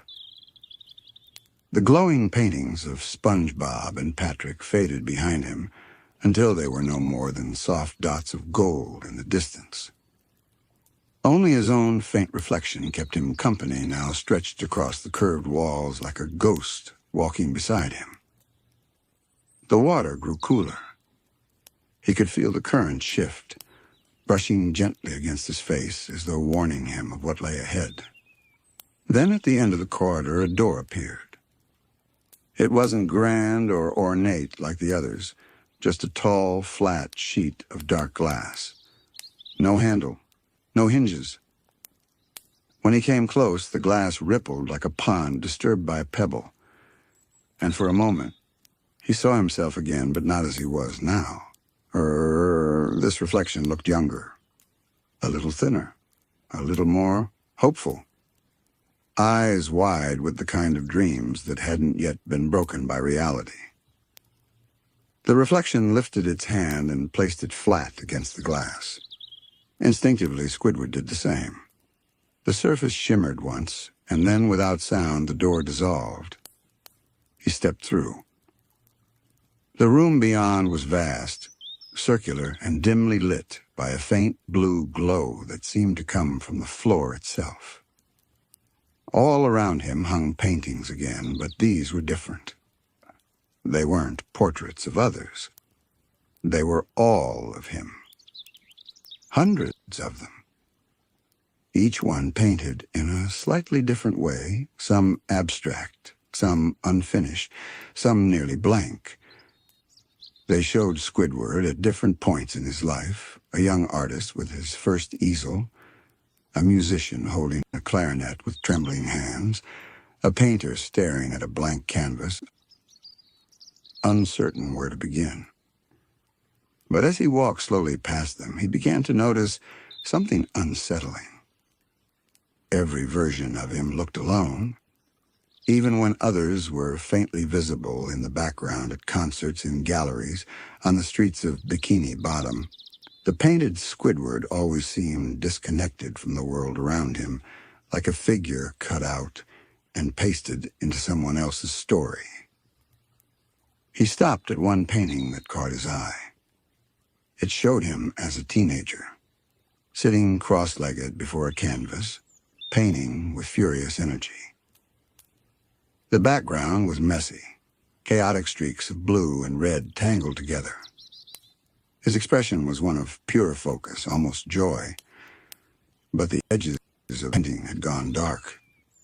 The colors had begun to fade, eaten away by the surrounding water. He remembered that boy. The one who used to stay up all night, sketching imaginary seascapes, dreaming of art galleries and applause. He hadn't thought of him in years. He reached out, brushing the edge of the frame. The paint shimmered, and the young Squidward inside turned his head, looking up. "Do you still paint?" the voice asked. It was faint, hollow, but kind. Squidward's mouth opened, but no words came. His reflection in the glass of the frame looked uncertain. He had painted, of course, but mostly out of frustration now, not inspiration. His art had become a measurement of failure rather than expression. The younger Squidward smiled faintly as though he already knew. "Don't let it die," he whispered. Then the painting faded, the colors dissolving into the blue light around them. He turned to another canvas. This one showed him on stage with his clarinet back, when he still believed he might one day perform in front of a real audience. The painted version looked nervous, hopeful, fragile. The faint sound of applause echoed through the room, not loud or grand, but polite, brief, almost pitying. He could hear his own breathing grow shallow. That night had been one of his first recitals. He remembered the silence afterward, the awkward coughs, the half-hearted claps, the sting of disappointment settling into his chest.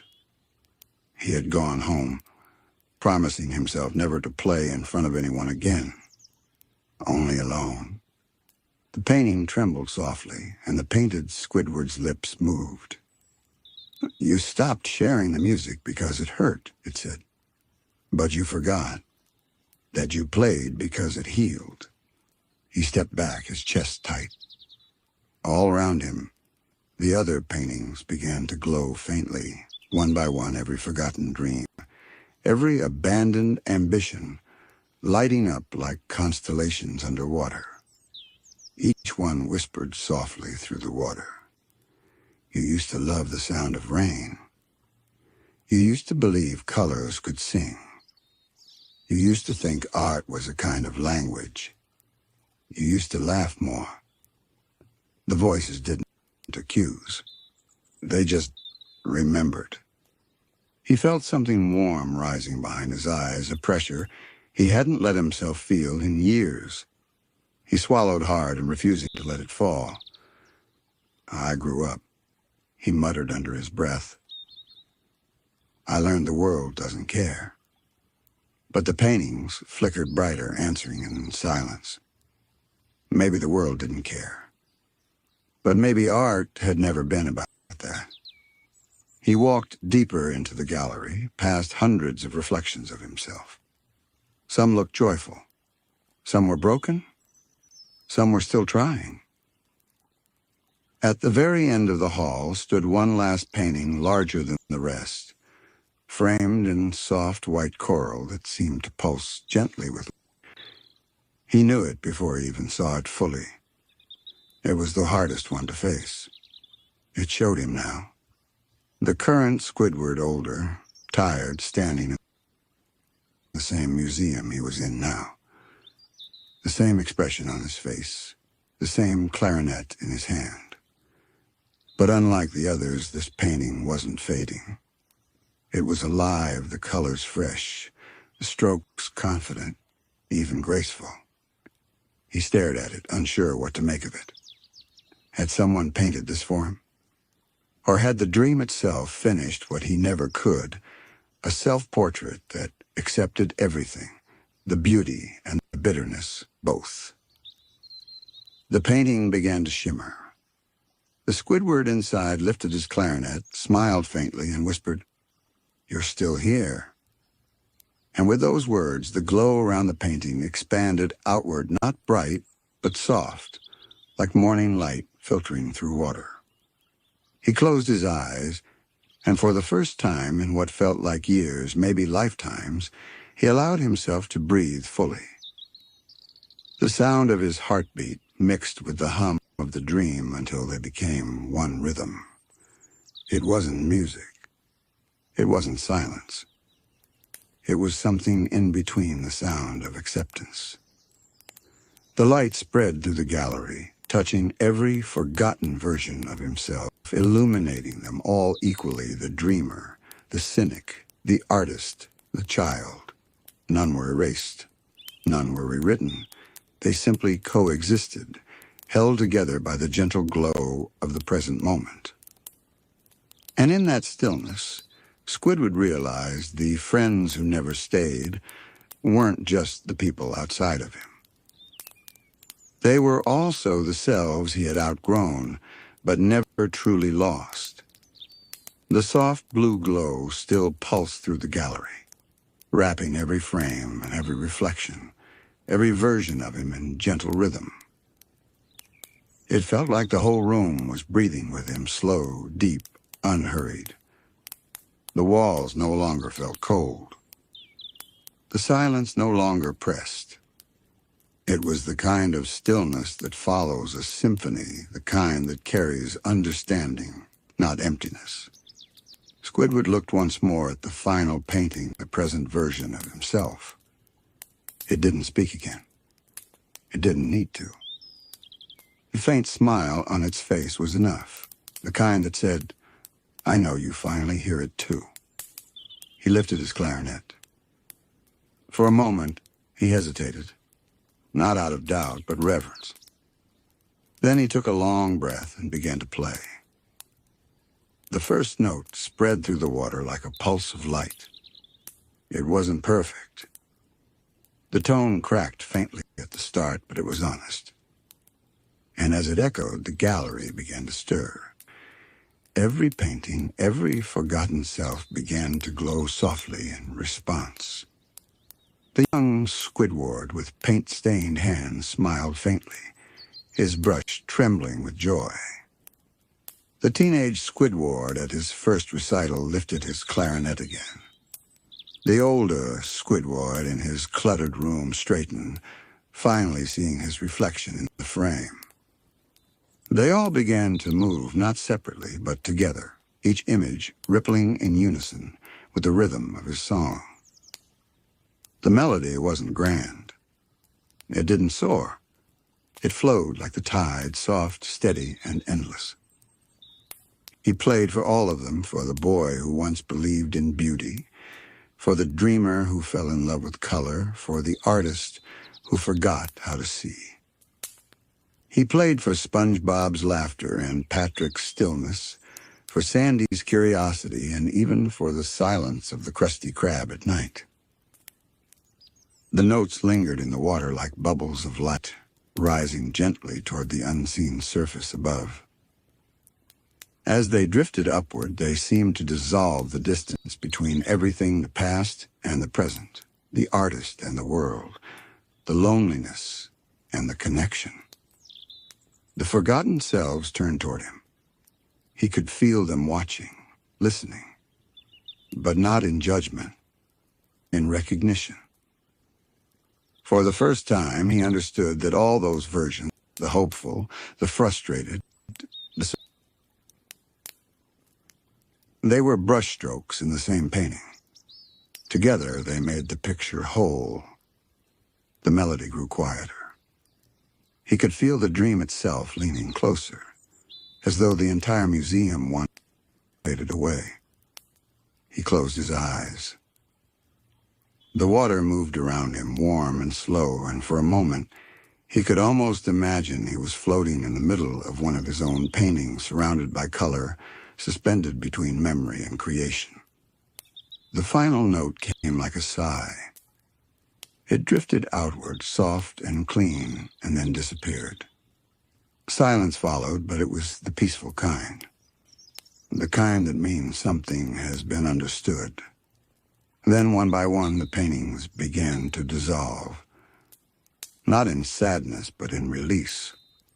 The young artist smiled once more before fading into light. The dreamer with his clarinet nodded, vanishing into ripples.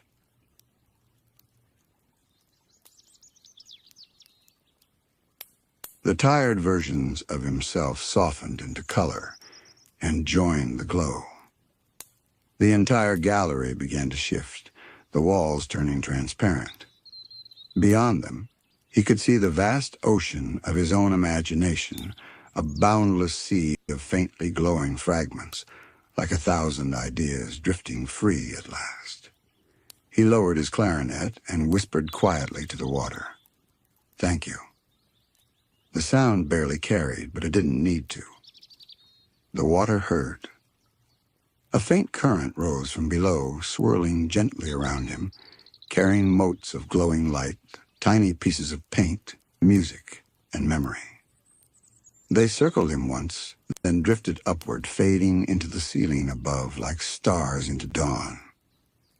The floor beneath him began to fade too, turning translucent. He felt himself rising slowly, carried by the current, toward a faint golden shimmer in the distance. He looked back down. The gallery of forgotten selves was almost gone now. Only one painting remained. The self-portrait that had smiled at him stood alone in the growing emptiness, still glowing softly. As the current lifted him higher, the painting bowed its head slightly, not as farewell, but as gratitude. Then it too dissolved, leaving behind only the faint shimmer of green light that drifted upward to meet him. The current carried him gently into a narrow corridor above. This one was different, not dark or cold, but softly golden, as though made of liquid sunlight. It hummed faintly with the same tone as his clarinet, echoing his last note over and over until it became part of the space itself. He floated through it slowly, the glow wrapping around him like a blanket.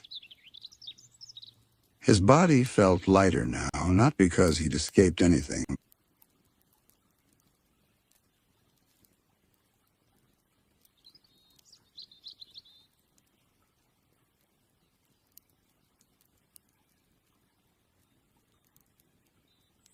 but because he'd finally accepted it.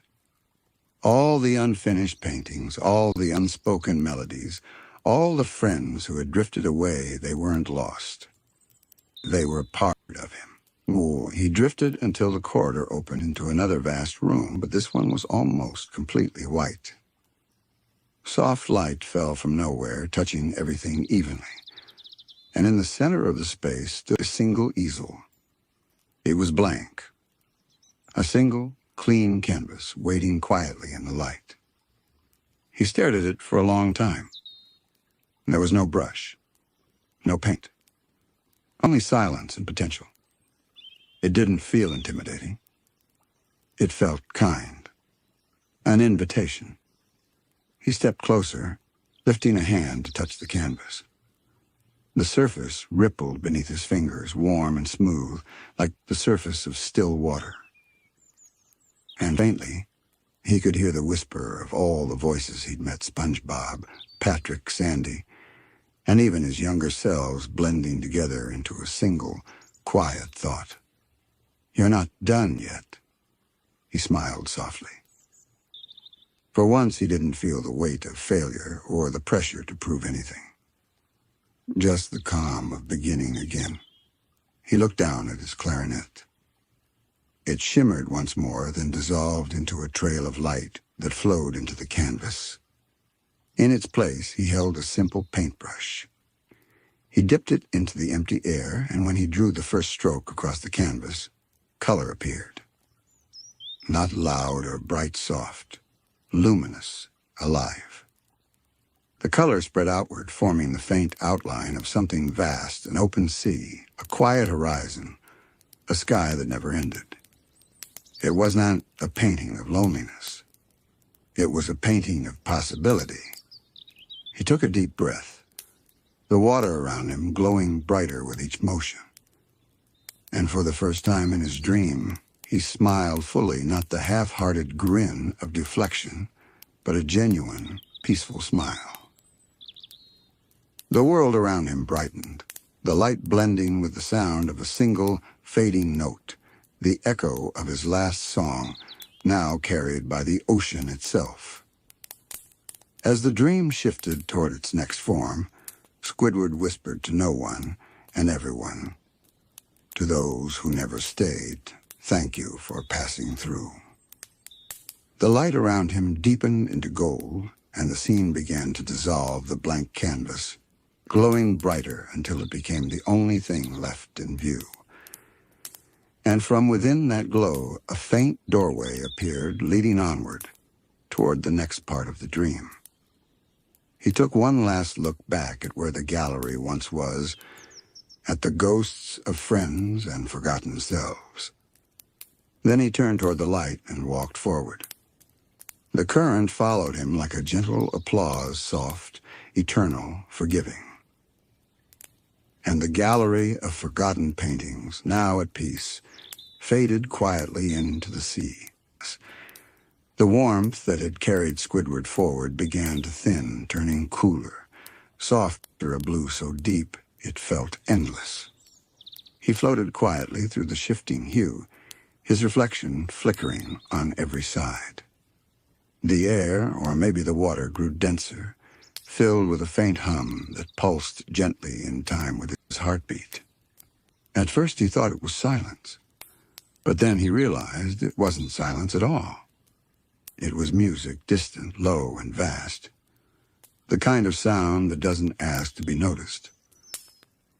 It simply is. As the last of the golden light vanished behind him, the corridor opened into a vast midnight space. It wasn't a gallery this time. It wasn't even a room. It was the open ocean, still, infinite, and painted in every shade of blue and violet he'd ever known. The sea stretched outward forever, yet somehow he stood upon a smooth, invisible surface. Above him, there was no ceiling, only a black sky filled with drifting lights, not stars, but glowing fragments of paint, floating upward like embers in water. He could see his reflection stretching far below him, faint and rippling, as though he were standing on a sheet of glass between two endless worlds. And in the center of this quiet ocean stood one thing, a single painting. It floated without a frame, suspended in the darkness, surrounded by a gentle halo of silver light. Unlike the others, it wasn't unfinished. It wasn't broken or forgotten. It simply waited. Squidward took a slow step forward. The invisible surface rippled beneath his feet, soundless but alive. Each step left behind a faint trail of light that faded into the water. When he came close enough to see the painting clearly, he stopped. It was enormous, taller than any wall, wide as a horizon. And within it, there was the ocean itself. The same ocean he stood upon. The same night sky. The same reflection. It was like looking into the heart of the world. But there was something more. In the distance within the painting, just barely visible, he saw a figure sitting on a rock, under the soft shimmer of a moon that didn't exist anywhere else. The figure held a clarinet. Its posture was familiar, its quiet focus unmistakable. Squidward felt his chest tighten. He whispered softly, "Me?" The figure didn't move. But the ripples in the painting shifted slightly, and the surface shimmered with faint motion, as though the ocean inside the canvas had just breathed. He reached a hand forward, fingertips trembling.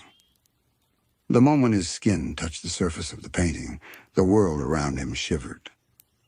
The surface wasn't smooth like glass. It was warm, like skin. Alive. A low note drifted through the air, deep and resonant, vibrating through his arm. The figure in the painting lifted its clarinet, and without warning, a melody began to play, slow, aching, and infinite. The sound filled everything. It wasn't loud. It didn't rise or fall. It simply moved, like the tide, a melody that belonged to no time, no shore, no audience. Squidward felt the vibration through his bones. He lowered his head, listening. Every note seemed to ripple through the ocean around him, turning the darkness into movement, soft waves of glowing blue rising and falling with the rhythm of the song. He closed his eyes, and for a moment he was no longer standing. He was floating. The music carried him gently, wrapping around him like water and memory. He could hear faint echoes within it, tiny whispers of all the sounds he'd known in his life. The bubbling of jellyfish in a lagoon. The soft brushing of kelp against coral. SpongeBob's muffled laughter, distant and half forgotten. The clinking of plates in the Krusty Krab at closing time. All of it folded into the music, not intruding, just existing within it, like brushstrokes in a single color. He opened his eyes again. The figure in the painting was still playing. But now it looked up. For the first time, the painted Squidward met his eyes. The two of them stared at each other, one of canvas, one of flesh divided by nothing but the thin veil of dream. Then slowly, the painted Squidward stopped playing. He lowered the clarinet, and his reflection in the water began to shimmer with light. The glow expanded outward from the painting, filling the sea around Squidward with soft illumination enough to show that he wasn't standing on water after all. He was standing on a vast canvas, an ocean made of his own art. Each ripple of light beneath his feet revealed faint outlines, brushstrokes, colors, half-formed images of the sea, of friends, of moments. Everywhere he looked, he saw hints of his life rendered in translucent layers. The laugh of SpongeBob painted into a bubble. The silhouette of his house blending into coral. The glow of his lamp in the window of a quiet evening. It was all here, everything he had ever seen, felt, or ignored. The realization came to him like a breath. This painting wasn't a reflection. It was him, not the self who sought perfection, not the one who mourned the past, but the one who had quietly watched the world and kept it all in colors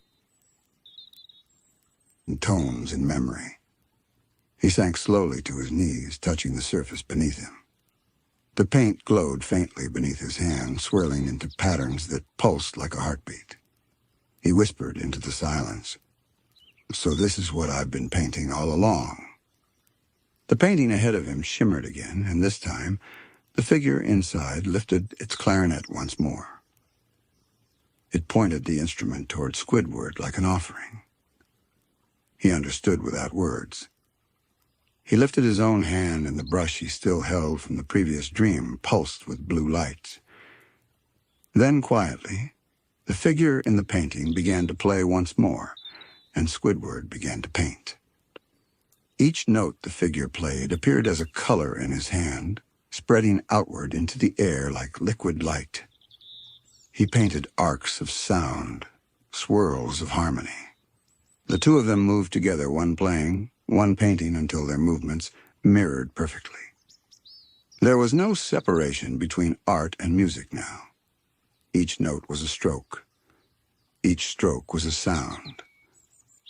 And together, they filled the endless sea with motion and glow. The surface around him rippled wider and wider, turning the dark ocean into a living aurora blue, violet, and faint gold. For the first time in his life, he wasn't trying to create something to be admired.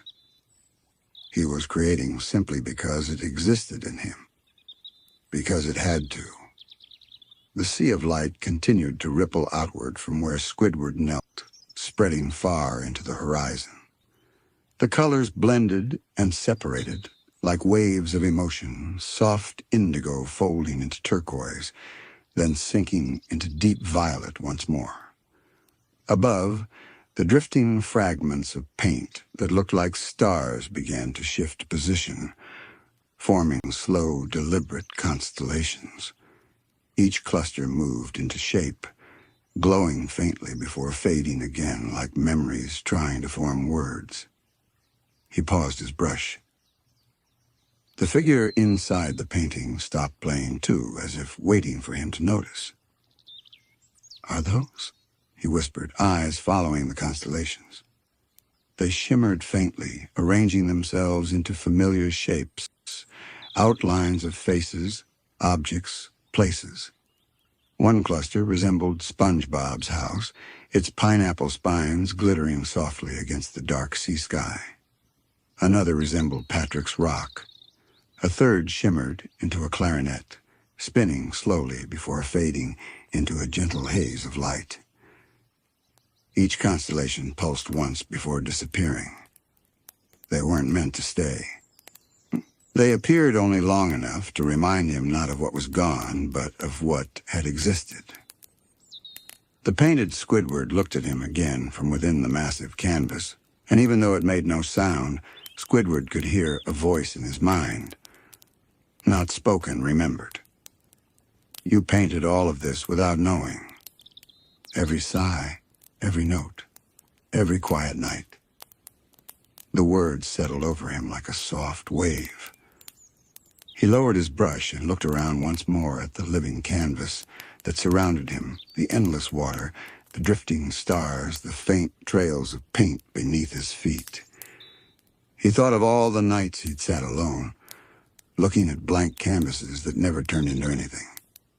The moments when he believed his art was meaningless. This time, the melody it played was different, slower, deeper, and more sorrowful. But beneath the sorrow was calm, acceptance. Squidward's brush began to move again on instinct. He painted as the notes formed each sound, turning into lines of faint silver light that stretched upward toward the dark sky. The silver lines reached the constellations above and connected them one to another, star to star, until the entire sky became a great web of glowing filaments. The result was breathtaking, a map of everything he had ever loved, feared, or imagined. A map of his own soul. The water trembled slightly, and Squidward realized the melody had changed again. The figure inside the painting wasn't just playing now, it was inviting. He lifted his brush once more and painted a stroke across the air that curved downward. Immediately, a line of glowing blue formed, and to his surprise, the painted Squidward matched the motion, sending a ribbon of light back toward him. The two strokes met in the air, merging into one continuous spiral of color that shimmered between them. Something about that simple act, two versions of himself painting together, filled him with quiet awe. The dream was no longer about revisiting forgotten art. It had become a duet between what he had been and what he could still become. He took a deep breath, letting the calm fill his chest. The brush in his hand pulsed brighter, and the glow expanded until the ocean around him felt alive again, flowing and breathing in time with him. Each wave carried reflections of the stars above, doubling the constellations until he stood between two identical skies, one above, one below. The entire world had become a sphere of light and silence. And then, faintly, the sound of the clarinet shifted again. This time it wasn't playing to him. It was playing with him. The melody curved around his movements, answering each sweep of his brush, mirroring each pause. Their creation became synchronized, two voices weaving one infinite motion. Color bled into sound, sound bled into light. It was impossible to tell where the painting ended and the dream began. The stars grew brighter with each passing note. The ocean shimmered like glass, and his reflection rippled until it seemed to breathe. He could feel tears forming, not of sadness, but of release. Something deep within him, something that had been locked away for years, was finally being set free. For the first time, he didn't feel like he was painting for anyone. Not for fame, not for respect, not even for himself. He was painting because the world around him was asking to be seen, and he was simply answering. The figure inside the painting slowly lowered its clarinet again. The music stopped, but the echo continued, ringing through the water like a heartbeat that refused to fade. The silver web of light that connected the constellations above began to drift downward. Tiny threads of glowing dust floated gently toward him, surrounding him in a halo of starlight. One of the threads landed on his brush. It shimmered, then sank into the wood, making the brush glow brighter. More threads followed, falling like slow-motion rain, each one melting into the ocean until the surface itself turned into liquid starlight. He looked around, overwhelmed by the sight. It was as though the whole world had turned into a painting in motion, one that breathed, shimmered, and whispered softly to itself. A single thought crossed his mind, gentle as the tide. Maybe this is what creation feels like when it's not trying to be perfect. He knelt once more and dipped the brush into the glowing water. As he lifted it, the paint that clung to the bristles looked alive, moving on its own, like it was eager to become something. He smiled softly and whispered, "All right, then. Show me." The water around him stirred again, and as he painted another stroke, a faint shape began to appear in the darkness. Something vast, something deep. At first he thought it was another reflection. But as the glow solidified, he realized what it was. Far out in the distance, a massive moon was rising over the painted ocean. It shimmered like pearl and glass, lighting the sea with silver hues. And on its surface, barely visible, was a small, painted version of Squidward himself, sitting peacefully on a rock, looking out at the horizon. He laughed quietly under his breath. The dream had folded in on itself again. The artist painting the ocean, and the ocean painting him. The line between creator and creation had vanished completely. He set down his brush for a moment, simply watching the light of the moon spread across the water. The waves glowed brighter, rising and falling with slow rhythm like a sleeping heartbeat. He whispered softly, almost to the moon itself, "Beautiful." And somewhere in the distance, the echo answered, "Yes, it always was." The ocean shimmered beneath the moon, every wave rolling like the slow breath of the world itself. Squidward stood perfectly still, watching the ripples drift outward from his feet, carrying the reflected stars with them. The sound of the clarinet's last note still lingered in the water faint, like an echo trapped between dream and silence. The moonlight painted the surface with silver-blue fire. Tiny fragments of glowing paint floated up from below, gathering into soft clouds that drifted lazily through the air.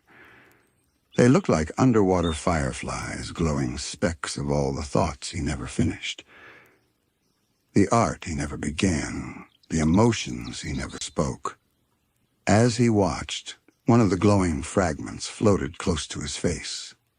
It pulsed faintly, like a heartbeat. Inside it, he saw an image, faint, trembling. It was him, sitting at his window years ago, the clarinet resting beside him. Outside, the street was dark. Inside, the canvas on his easel sat untouched. He remembered that night. He'd told himself he was taking a break.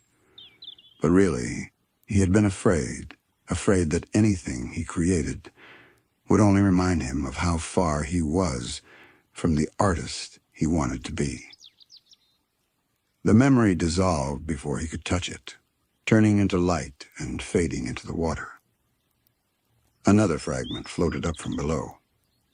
This one showed a younger Squidward standing at a small gallery that no one visited.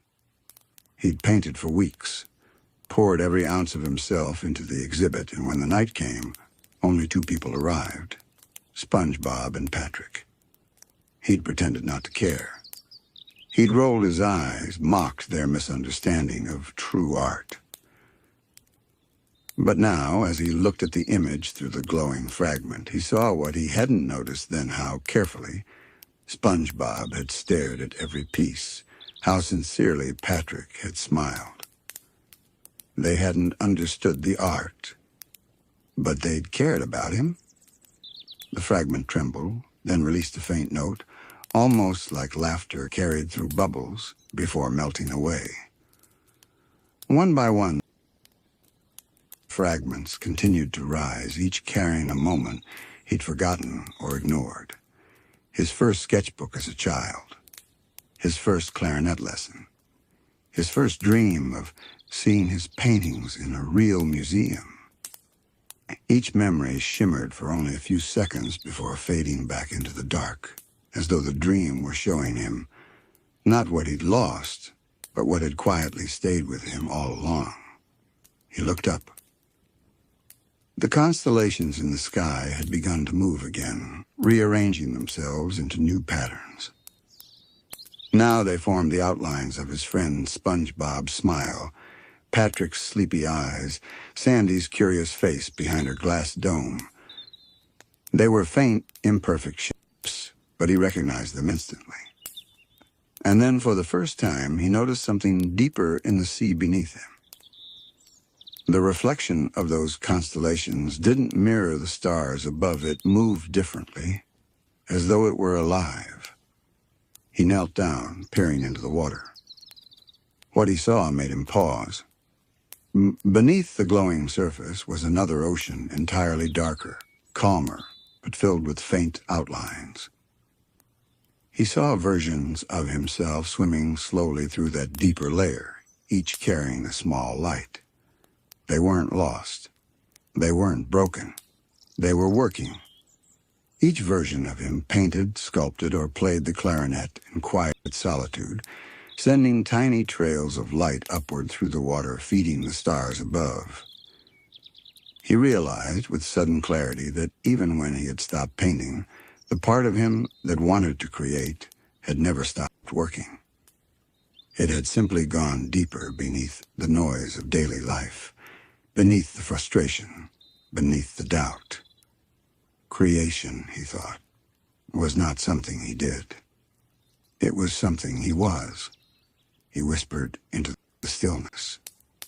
I never really stopped, did I? The water answered in ripples. The painted Squidward within the great canvas, the one who had been playing the clarinet, lifted his instrument again. But instead of sound, a low vibration filled the ocean. The surface beneath Squidward's feet trembled slightly, and a wide circle of light began to open around him. It wasn't frightening. It was like watching dawn rise beneath the sea. Slowly the circle expanded until it surrounded him completely. From within the light, new shapes began to form, faint, delicate images drawn from his imagination itself. A coral archway shaped like a harp, a jellyfish whose tendrils moved in rhythm to invisible music. A city made of glowing glass towers that swayed with the current. He knew these images. They were sketches he had drawn once, years ago, and never finished. The dream had remembered them. He felt a faint ache in his chest. Not sadness exactly, but awe. He had thought those drawings were gone forever. But they had been waiting quietly in the depths of his mind. Now, in this silent ocean, they rose again, shimmering into full form, completing themselves. He watched the coral harp bend with the current and release a note that joined the clarinet's hum. The jellyfish pulsed softly, glowing with rhythm. The towers of glass reflected the stars above, multiplying the constellations into infinity. The whole scene felt like music made visible, the ocean itself performing a symphony of light and color. Squidward stood in the center of it all, and for the first time in his life, he didn't feel separate from it.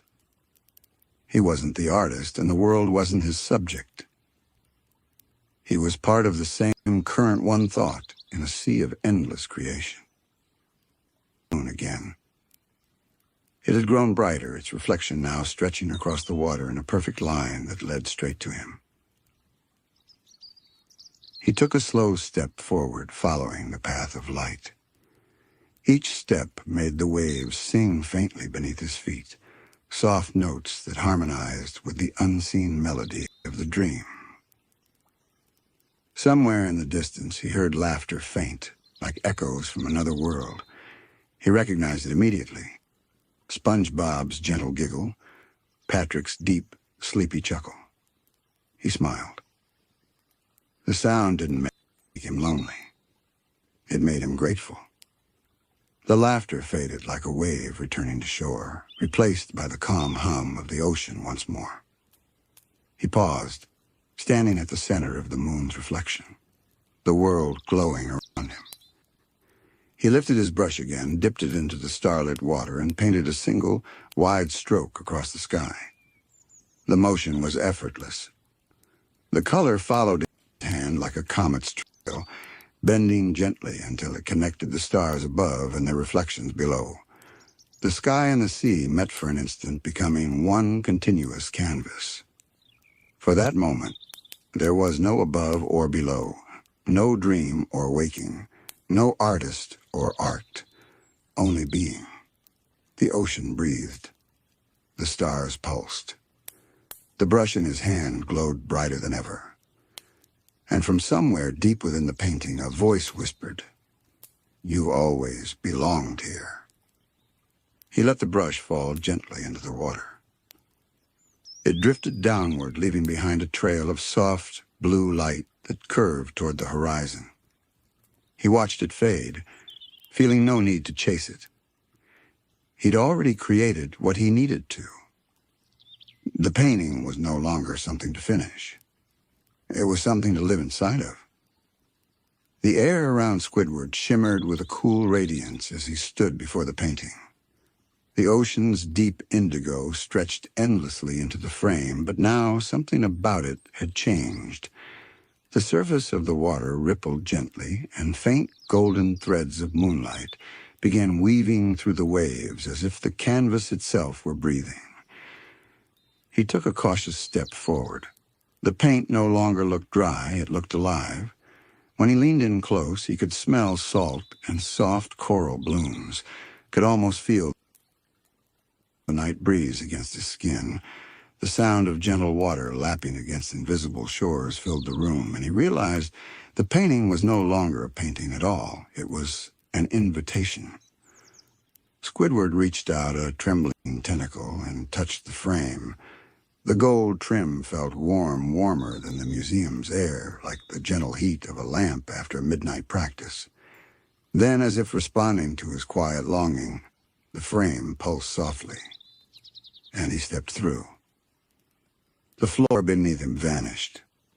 He sank into the painting, into the night ocean itself. The water was clear and calm, cradling him in an embrace of weightless peace. Around him, the world glowed in faint silver tone, each bubble a drifting star, each current a whispering melody. Above, the moonlight filtered down in ribbons, turning the sea into a soft, twilight ballroom. He floated there for a while, utterly still. His clarinet, though unseen, seemed to hum faintly somewhere nearby, a low, familiar note that stretched across the water like a thought that refused to fade. The ocean at night was not empty. It was listening. Squidward closed his eyes, letting the quiet soak into him. Memories drifted through the silence nights spent awake, painting until his eyelids grew heavy. Evenings when he'd stand by his window, gazing at the ocean, beyond Bikini Bottom, wondering what lay in its depths. He used to tell himself the sea was just water, nothing more. But now, in the strange, dreamlike current, he could feel that it was something else entirely. It was everything that had ever been unfinished. Each ripple, each shadow, carried fragments of things forgotten, small sketches, melodies, fragments of hope. He saw colors moving in the dark, shapes flickering just beyond reach. Faces from his life appeared, then faded. SpongeBob, Patrick, Sandy, Mr. Krabs, even himself.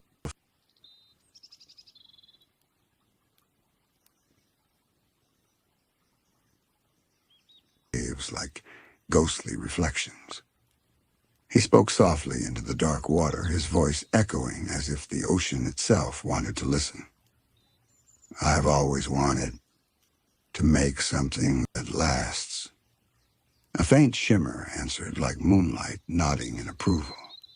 He continued, almost whispering, "But I never thought the sea would care." The words left him in slow bubbles, rising upward like pearls. When they reached the surface, they didn't burst.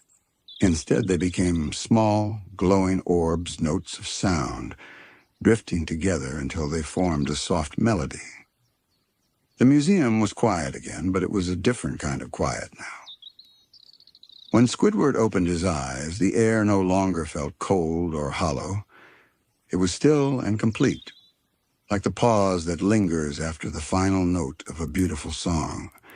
The long marble hallway stretched endlessly before him, washed in a soft silver-blue glow.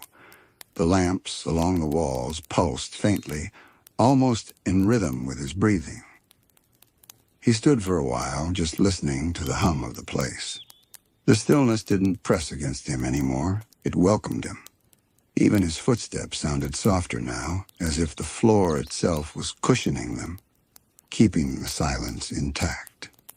He glanced back at the painting he had just left the ocean at night. Its surface was calm, the moonlight permanently frozen in a perfect glow.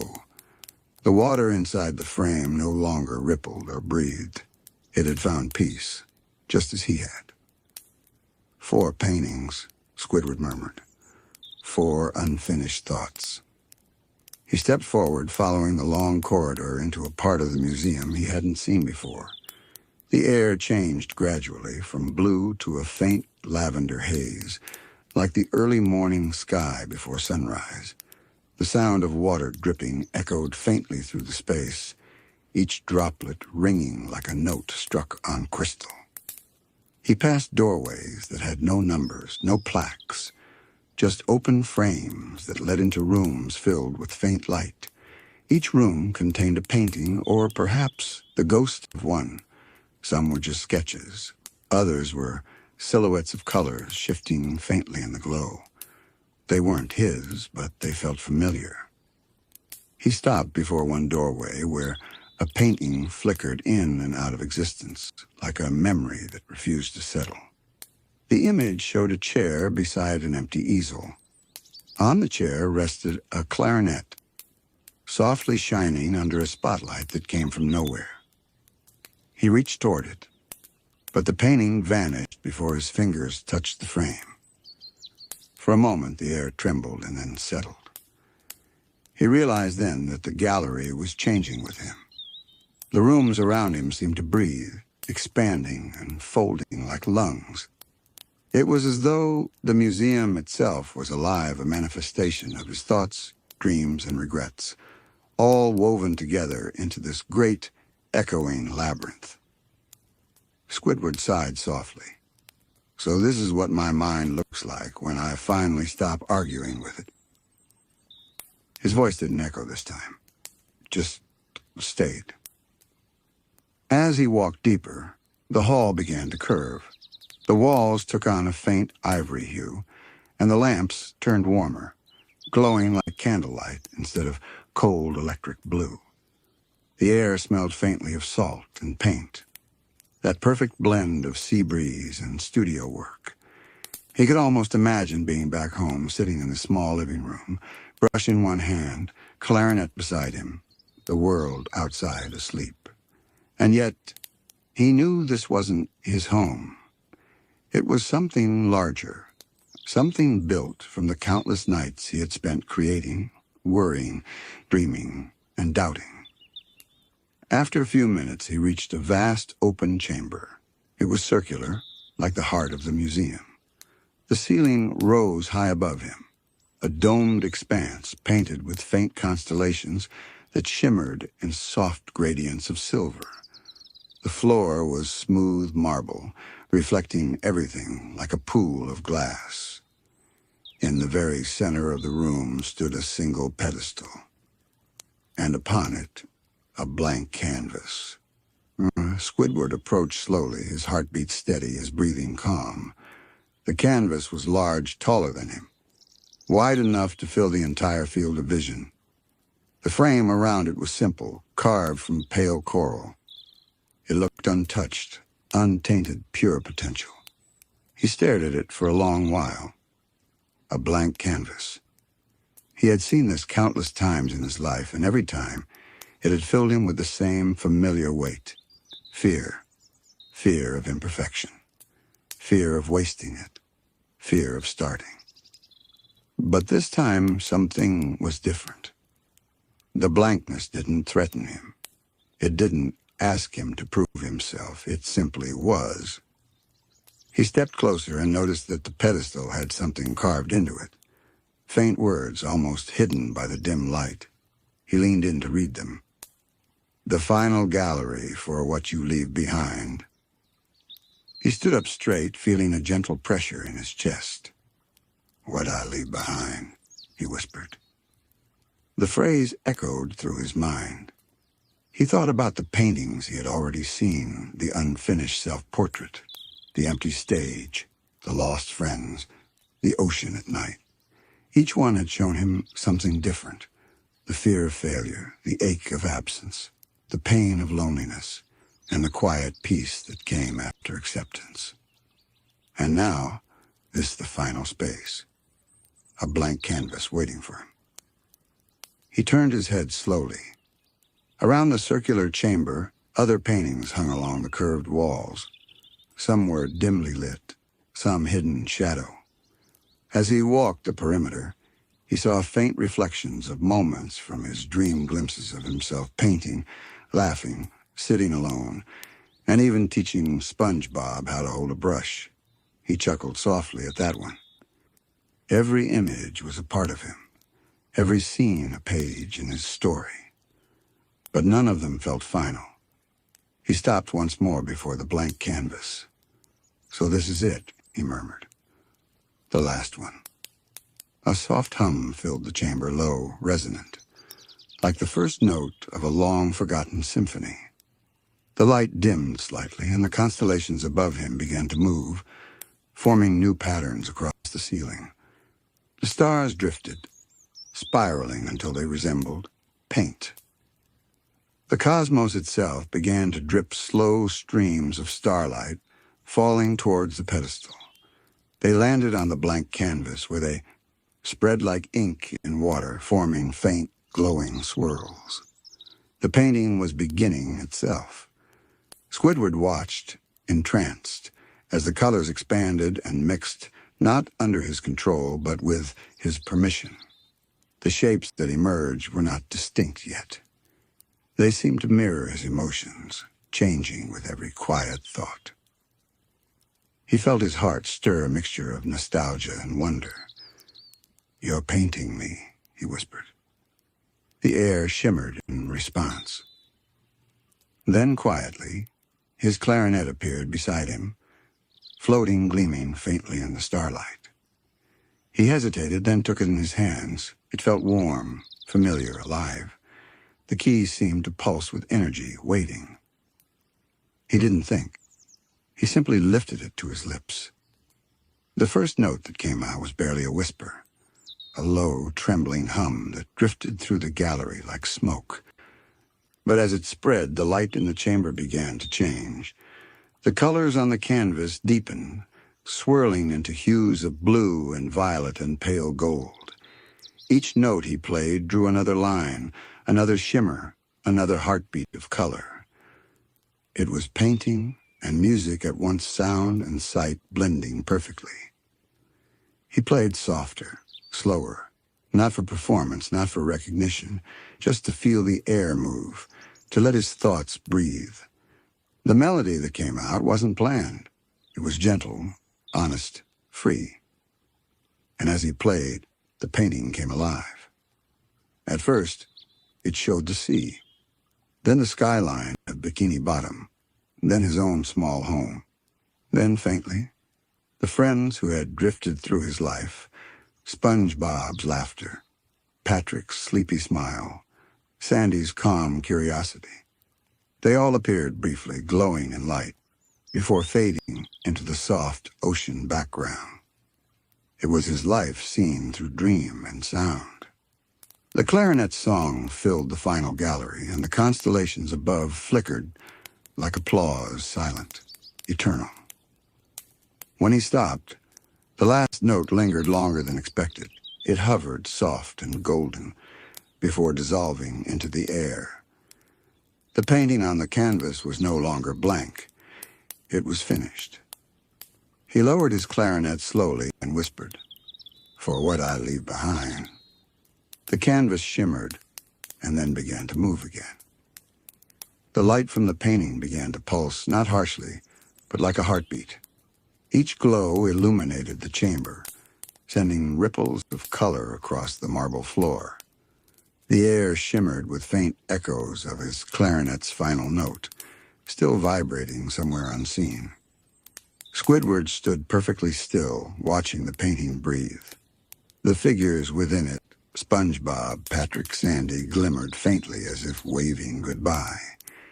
His little home stood at the center, its windows glowing with soft golden warmth. The scene looked like a memory preserved in starlight.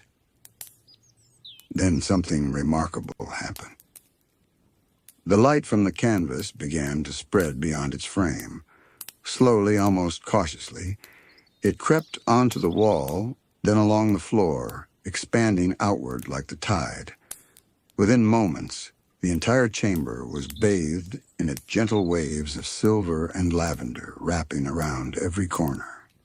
It wasn't blinding, it was soothing, like standing in a sunrise that didn't demand you wake up, only that you see. He felt a pull then, not forward or backward, but inward, as if the light was not trying to take him anywhere, but rather trying to remind him of where he already was. The phrase carved on the pedestal echoed again in his mind. For what you leave behind. He whispered it to himself, letting the words linger. For what I leave behind.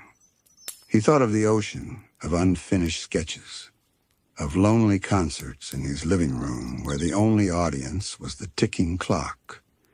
He thought of SpongeBob's unwavering optimism, Patrick's oblivious calm, Sandy's quiet focus. He thought of every time he rolled his eyes at them, and every time secretly he was glad they were near. A faint sound broke the stillness. It wasn't his clarinet this time. It was laughter. Soft and distant, yet familiar. Squidward turned slowly toward the sound. Across the chamber, where moments ago there had been only walls, now stood a doorway of light. Through it he could see faint shapes, a coral street glowing under moonlight, a pineapple house, a rock, a dome, Bikini Bottom faint and dreamlike, floating as though submerged in memory. He hesitated, his voice barely a whisper. Am I supposed to go back? The museum didn't answer, but the painting's glow pulsed once a warm, steady beat, like a nod. He took a step closer to the doorway. The air around it shimmered, and as he moved, faint images began appearing along the walls of the gallery. They weren't full paintings this time, more like sketches drawn from light and sound. He saw himself sitting alone at his easel, staring at a blank canvas, frustrated and weary. Then he saw SpongeBob knocking on his window, smiling, holding a badly painted seashell. Then Patrick, asleep on the floor beside him, snoring softly while Squidward painted into the night. Every memory was both painful and beautiful reminders of the life he had tried so hard to escape, yet secretly cherished. He walked slowly, his footsteps echoing softly against the marble.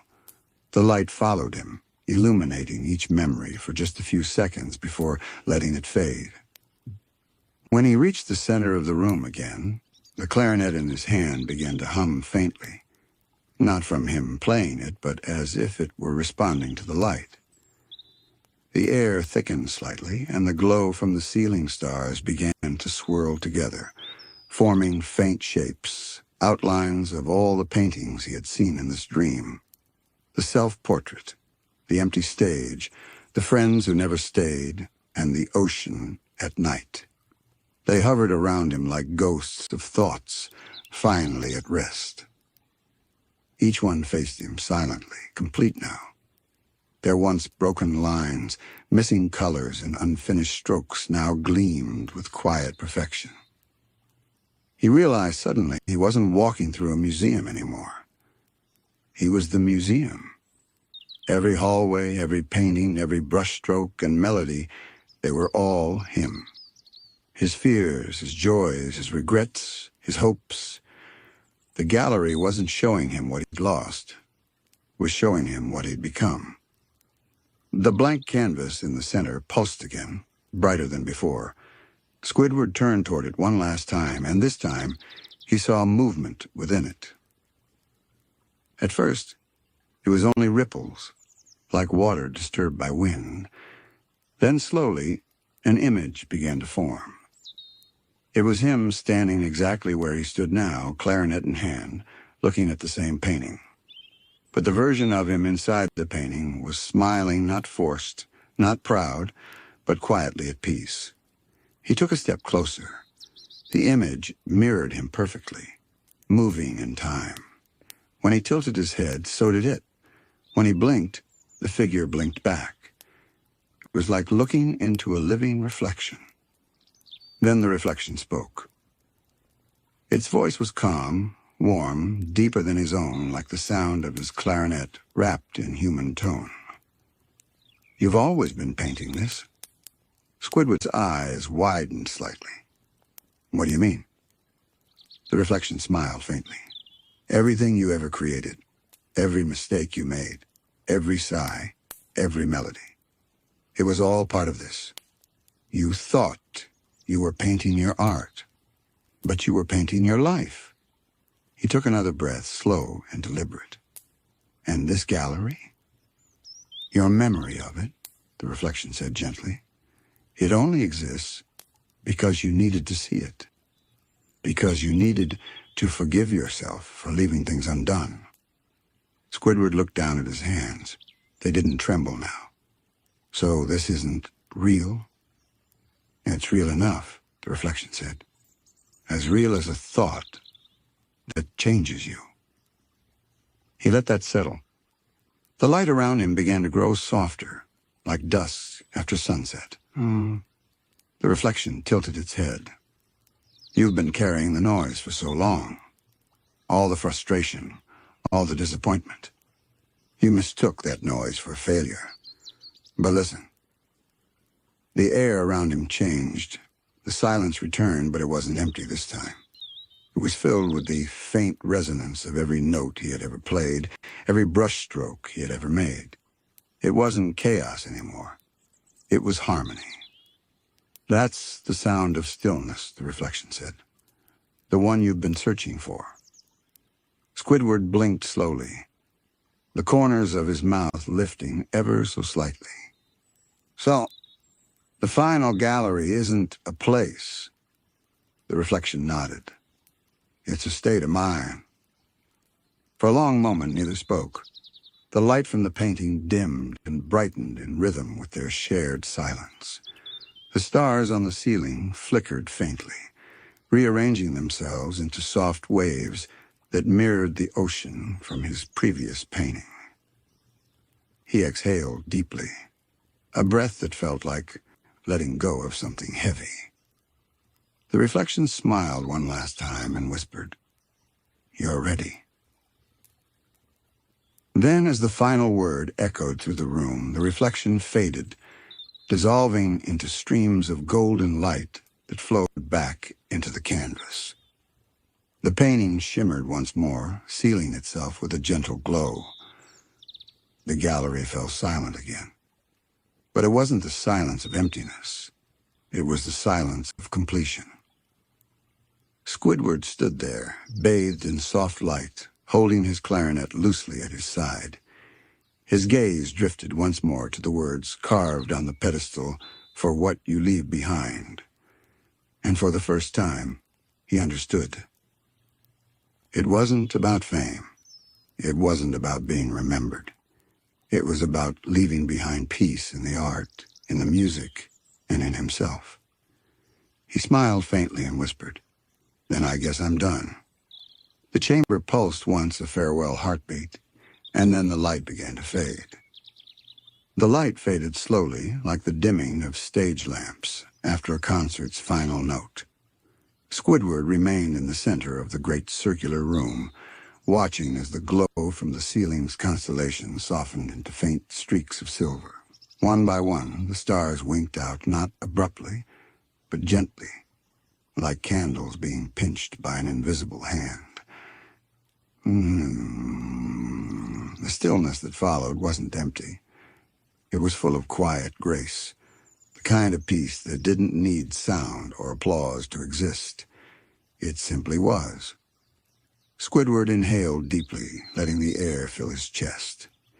It smelled faintly of salt and old canvas, of brine and memory, the scent of the ocean, meeting the artist's studio. For once, it didn't feel like the smell of solitude. It felt like home. He looked around the circular chamber one last time. The paintings that had once surrounded him, his memories, regrets, and dreams were fading. But they weren't vanishing into nothingness. Each one dissolved into faint motes of light that drifted upward, merging with the ceiling stars. His life's moments, the laughter, the failures, the quiet triumphs were becoming part of the sky. He couldn't help but smile. "Well," he murmured softly, "at least they'll have good lighting." His voice carried a rare warmth, even a trace of humor. The museum, in its silent way, seemed to smile back. As the final painting, The Ocean at Night, dimmed into silver mist, Squidward felt a strange sensation. The marble floor beneath his feet was beginning to blur, the clean edges of the tiles softening into ripples.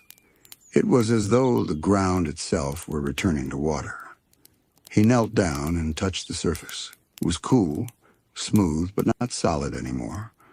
His reflection shimmered on the surface. Tired eyes, quiet expression, clarinet still cradled gently in his hands. The reflection looked up at him and smiled. It wasn't a mirror smile. It was his own, reflected from within. Then softly, the floor gave way. He didn't fall. He drifted. The sensation was weightless, slow like being carried by a tide that knew exactly where to go. The light around him dimmed further until it felt like twilight underwater. He could see faint shapes passing through the darkness, outlines of coral spires, swaying kelp, the flicker of tiny glowing creatures that pulse with rhythm like the beating of a heart. As he drifted downward, he heard a faint melody. It wasn't from his clarinet this time. It was the ocean song, the same one he had once painted, once imagined, once doubted was real. And now here it was, patient, eternal, quietly forgiving. He floated deeper into it, the sound enveloping him like silk. It sang not of sorrow nor joy, but of completion. A melody that didn't rise or fall, didn't demand or yearn. It simply existed. And in its calm vibration, Squidward could hear the rhythm of his own heartbeat, matching perfectly. He realized then that the museum, this dream, was not showing him where he needed to go.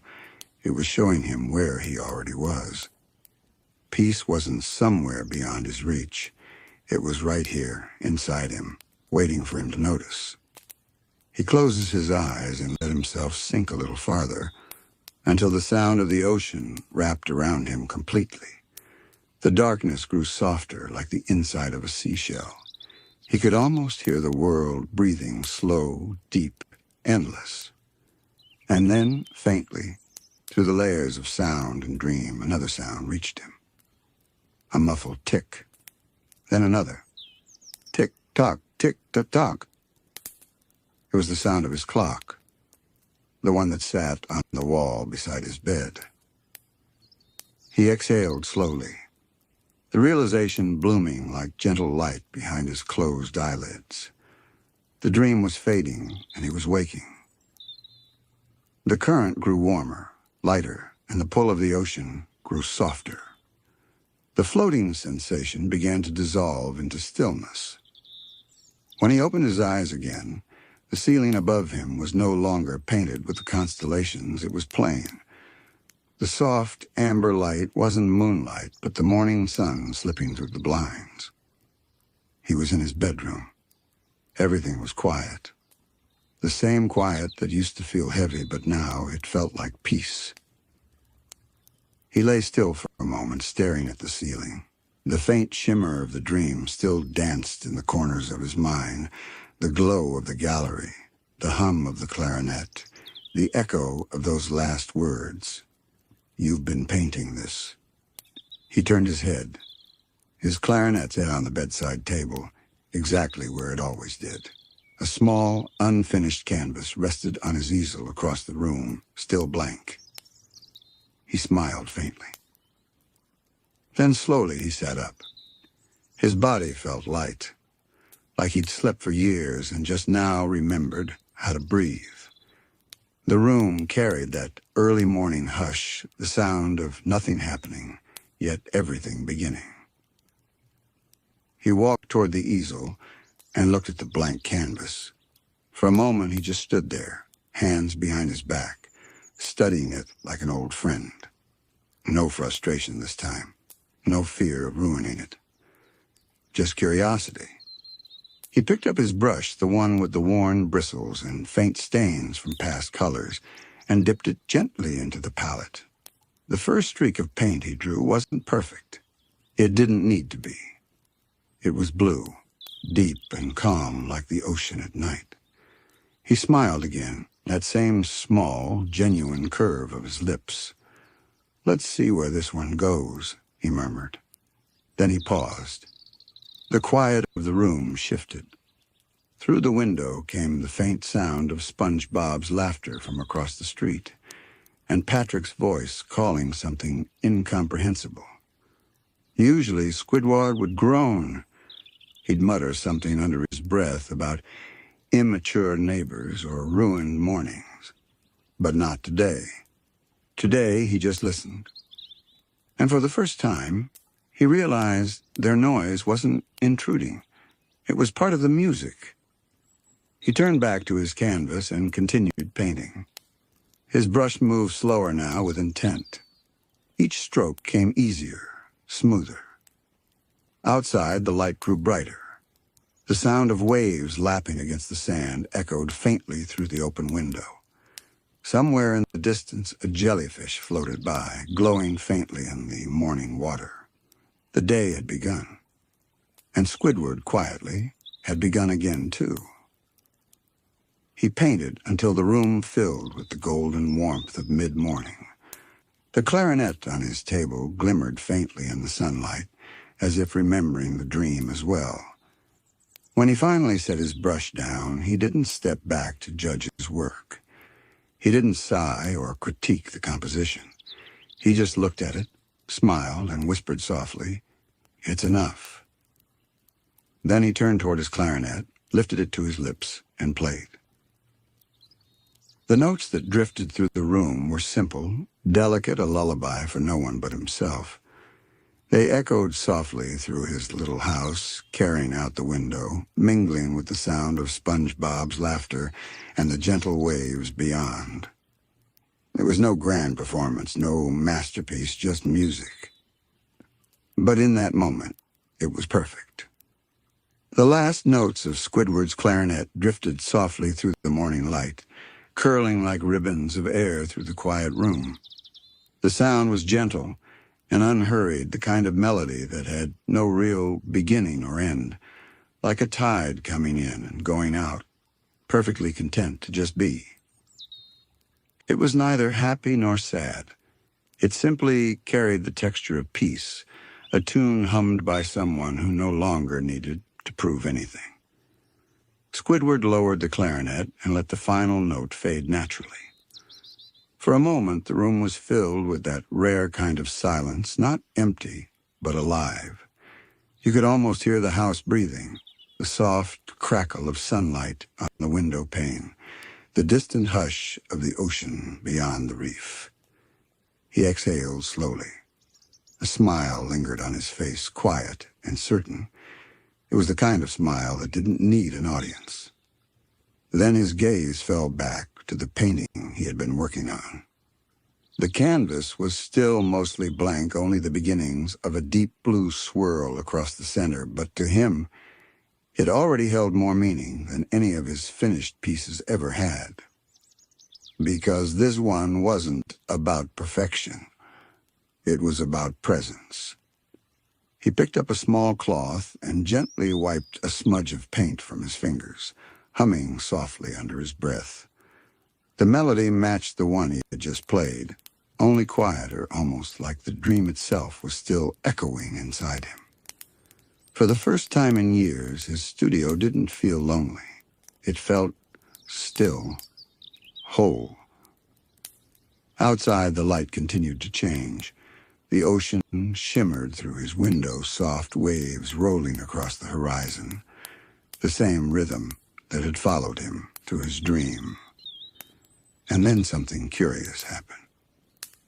As Squidward turned slightly toward the window, he noticed a faint shimmer on the glass. Not just the reflection of sunlight, but a soft, silvery hue, almost like moonlight lingering where it shouldn't be. He stepped closer. The reflection in the glass was his own, of course, but behind it, faint and translucent, he could just make out something impossible. The gallery.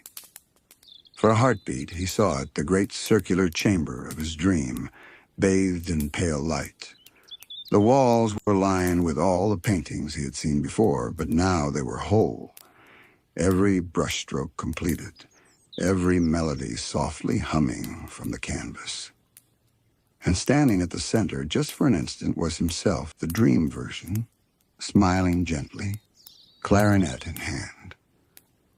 He didn't look younger or older or different. He looked true. The reflection smiled at him once, a small, knowing gesture, and then slowly faded, like light dissolving into water. The shimmer disappeared. Squidward blinked once, twice. Only his own reflection remained, framed there by the morning sun. He chuckled under his breath. "Still dreaming, old boy," he murmured. But there was no mockery in his tone, only warmth. He turned back to his canvas and sat down again. The world felt softer now, the edges of reality and dream no longer fighting each other. Perhaps they never had been. Perhaps the line between them had always been thinner than he realized. He dipped his brush into the blue paint again and made another stroke, then another, and another. The painting began to take shape slowly, the suggestion of rippling waves beneath a vast, dark sky, a horizon, a stillness. It wasn't the gallery. It wasn't the dream. It was something new, something that belonged to the waking world, yet carried the same peace. And in that moment, Squidward understood. The gallery hadn't vanished when he woke up. It had followed him not as a place, but as a feeling. It lived in every brushstroke, every note, every quiet breath he took. It lived in him. He painted until the shadows in the room began to shift again. The sunlight now sliding toward late afternoon. The warmth in the air deepened, the golden tones melting into amber. Outside, the sea glowed faintly with the promise of evening. When he finally stopped, the painting was far from finished. But it was beautiful. Deep blues melted into soft violets, faint streaks of white tracing the gentle curves of waves. There was no clear subject, no dramatic composition, just the rhythm of the ocean itself. He stood there looking at it, and for a long time he said nothing. He didn't need to. Because sometimes silence is the signature at the end of a masterpiece. He stepped back and looked toward his clarinet again. The room was bathed in a warm, fading light now, the kind that turns everything gold before slipping into dusk. He picked it up once more and sat by the window. The ocean stretched beyond, vast and calm. Squidward brought the clarinet to his lips and began to play again, this time softer, lower, the notes blending seamlessly with the distant hum of waves. It was a lullaby without words, a song meant not to impress or perform, but to remember. And somewhere, perhaps deep beneath the waves, or within the echo of the music itself, something stirred. The gallery, the paintings, the silence between the notes. They all breathed in rhythm with him, as if the dream world and the real one had found each other again, overlapping perfectly in the heart of the music. As the melody continued, the boundaries of his little world began to blur gently. The light outside dimmed, melting into twilight blues. The ocean shimmered, reflecting the first stars of night. And though Squidward didn't notice, the faintest outline of a doorway shimmered just beyond the water, the same arched entrance from the museum. It glowed faintly for a moment, as though listening. And then slowly, it faded into the horizon. He didn't need to go back anymore, because he had brought it all home. He played until the last trace of daylight disappeared, until only the stars and the sound of his clarinet remained. The notes floated upward, soft and glowing, like tiny lanterns rising into the night. Eventually, the music slowed. One last note lingered long, low, and gentle, and then fell away into stillness. Squidward set the clarinet down beside him and leaned back in his chair. The night air drifted in through the window, cool and clean. He closed his eyes, and for the first time in a very long time, Squidward tentacles felt completely at rest. No gallery, no regrets, no unfinished pieces wavering in the dark. Just him, the sound of the sea, the memory of art, and the quiet hum of the universe breathing beside him. He smiled. And in that silence, that final, endless silence, the last painting completed itself somewhere deep within the dream that would never truly end.